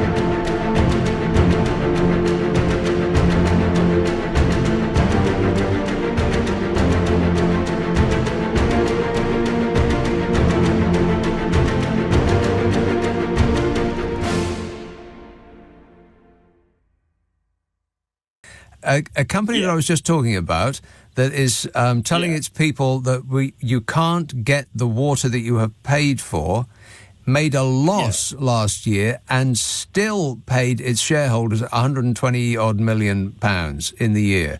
They made a loss and they gave £120 million that they've taken from their customers, that they're telling them they can't provide the thing that they've just paid for, and they're taking their money and they're giving it to people who are already super rich. So that's one thing. And the second thing is the entire water industry was sold debt-free.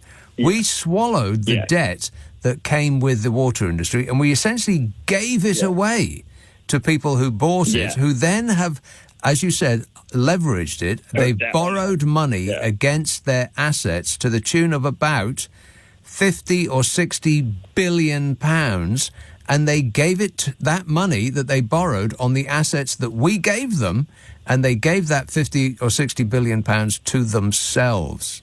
That's where we are. Let me extend your analogy a bit further, and apologies for going all wonkish there. I would try and keep it simple, but effectively, imagine that they took those X billion from the taxpayer effectively, and then what actually happened was they gambled a good percentage of that on inflation going up. Right. So this is the thing, they're crying about it, but actually what people don't see, because it's all hidden, is they are basically getting out of the hole of those wages that they took using our money. So I agreed that the details are boring, but I think it's a bit of a scandal that it's a bit of a time bomb, really. So you're right. So you're saying they took the money and bet a certain amount of it on the chance that inflation will go up, and it is going up. So they're paying out on that bet. No, so it's the other way around. When they put these in place ages ago, when all of this happened, expecting inflation to go up. Yeah. But in fact, it stayed low for ages. And every year that it stayed low, they had to pay people money. Right. Now inflation's going up on those deals, on the terms of that wager, because those wages are like 30 years, Nick. It's like long wages, which is why the money involved becomes crazy, because if it varies from, what the market expects, you've got big amounts of money on the table for 30 years. Unfortunately, we've run out of time on this, Carl. I had no idea about any of this, so I do appreciate you illuminating it for us. But what they've done is they've taken a massive amount of our money and just gambled on the off chance that they'll get even richer, instead of, fixing the leaks. I'm not any happier. I might be a tiny bit wiser, but with wisdom does not come pleasure. Now, I'll be back tonight to read all the texts and the messages and such that amount to about 10 pages worth that I didn't get around to tonight. Sorry about that, but I'll do it tonight at 10 when I return. If you missed any of today's show, you can listen back on Global Player. We put this show up as a podcast. We take the news and most of the ads out. It takes less time to listen to. You'll use less electricity and do your bits to protect the environment. You're welcome. Thank you. You can rewind live radio on Global Player, and if you haven't got it, you can get it for free from your app store or head to globalplayer.com. I'll be back tonight. Coming up at 4, Ali Mirage. But right now, Clyde Ball. Nick, thank you. As Labour looks to scrap more big spending policies, who do you think would be best at handling the economy, Rishi Sunak or Keir Starmer? Labour scrapped, or at least postponed, its green and industry initiative, as you might have heard, because they're trying to look like they're more careful with money. Is that working? We'll talk about that. Also, water. Week of sunshine, already a hosepipe ban is announced for millions of people, and others are being warned don't go near the beach because of sewage. Do we need to change our attitude towards water and treat it as a more valuable, and treat it as a more valuable, and treat it as a more valuable, and treat it as a more valuable, and treat it as a more valuable, and treat it as a more valuable, and treat it as a more valuable, and treat it as a more valuable, and treat it as a more valuable, and treat it as a more valuable, and treat it as a more valuable, and treat it as a more valuable, and treat it as a more valuable, and treat it as a more valuable, and treat it as a more valuable, and treat it as a more valuable, and treat it as a more valuable, and treat it as a more valuable.